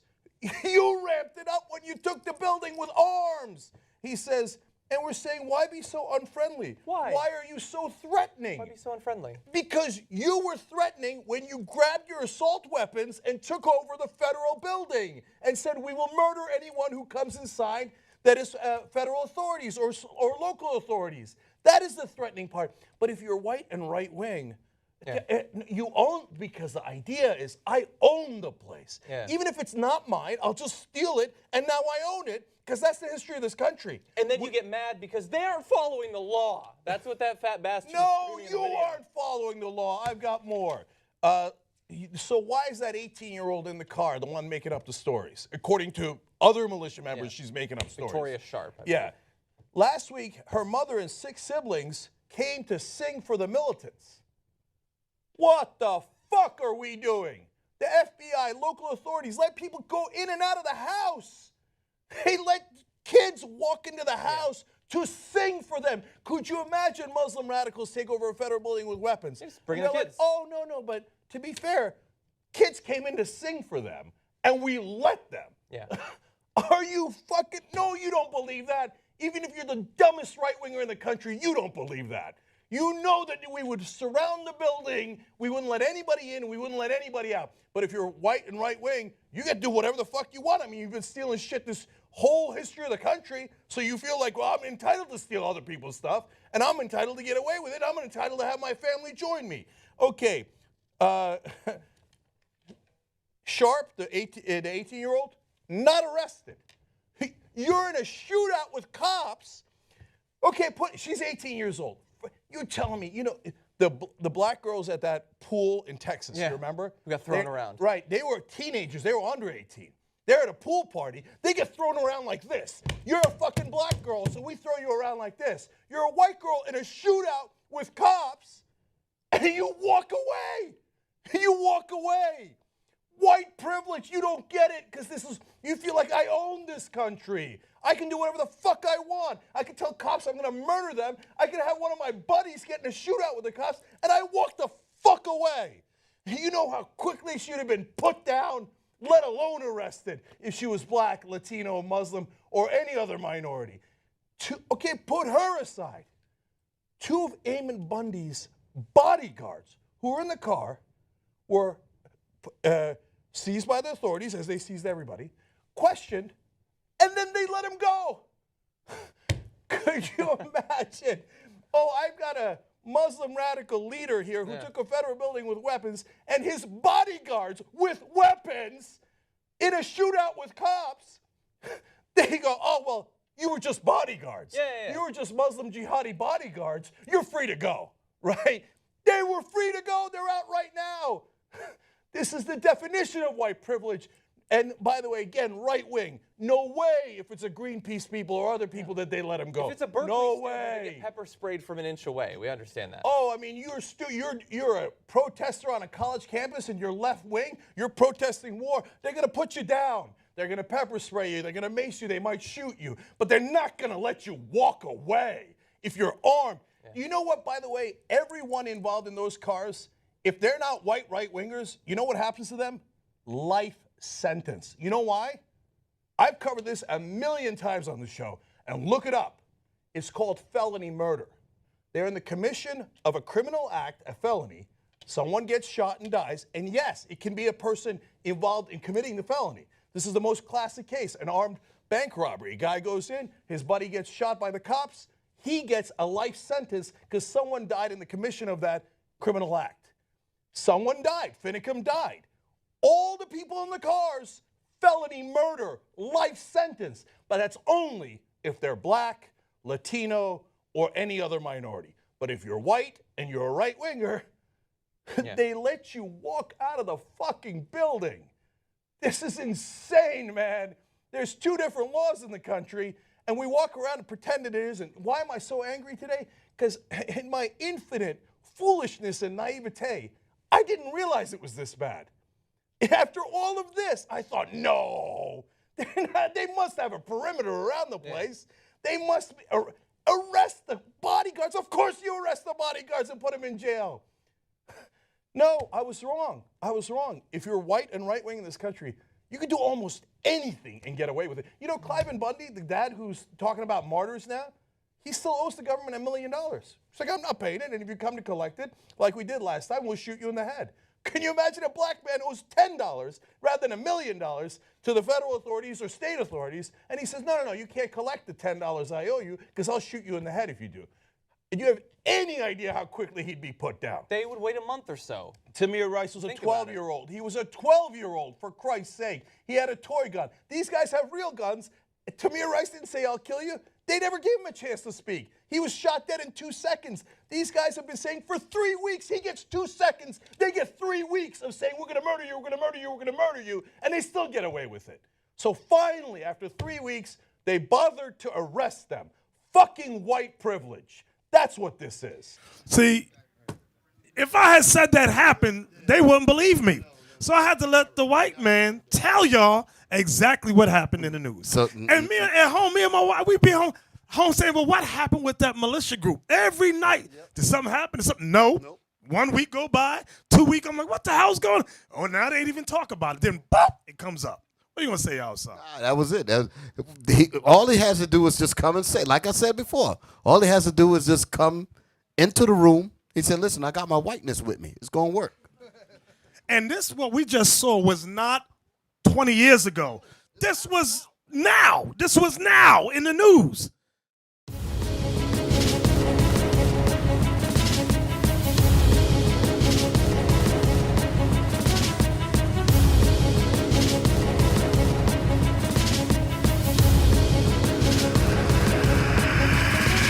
Shalom, Israel. I'm Elder Nathanyel, Israel United in Christ.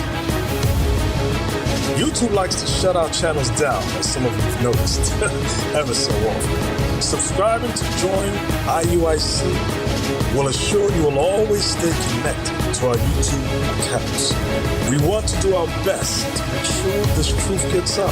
Please click and join our subscriber YouTube channel called Join IUIC to stay linked to all of our videos. So again, please make sure you subscribe to this Join IUIC channel to get your latest updates from all our YouTube channels. Shalom.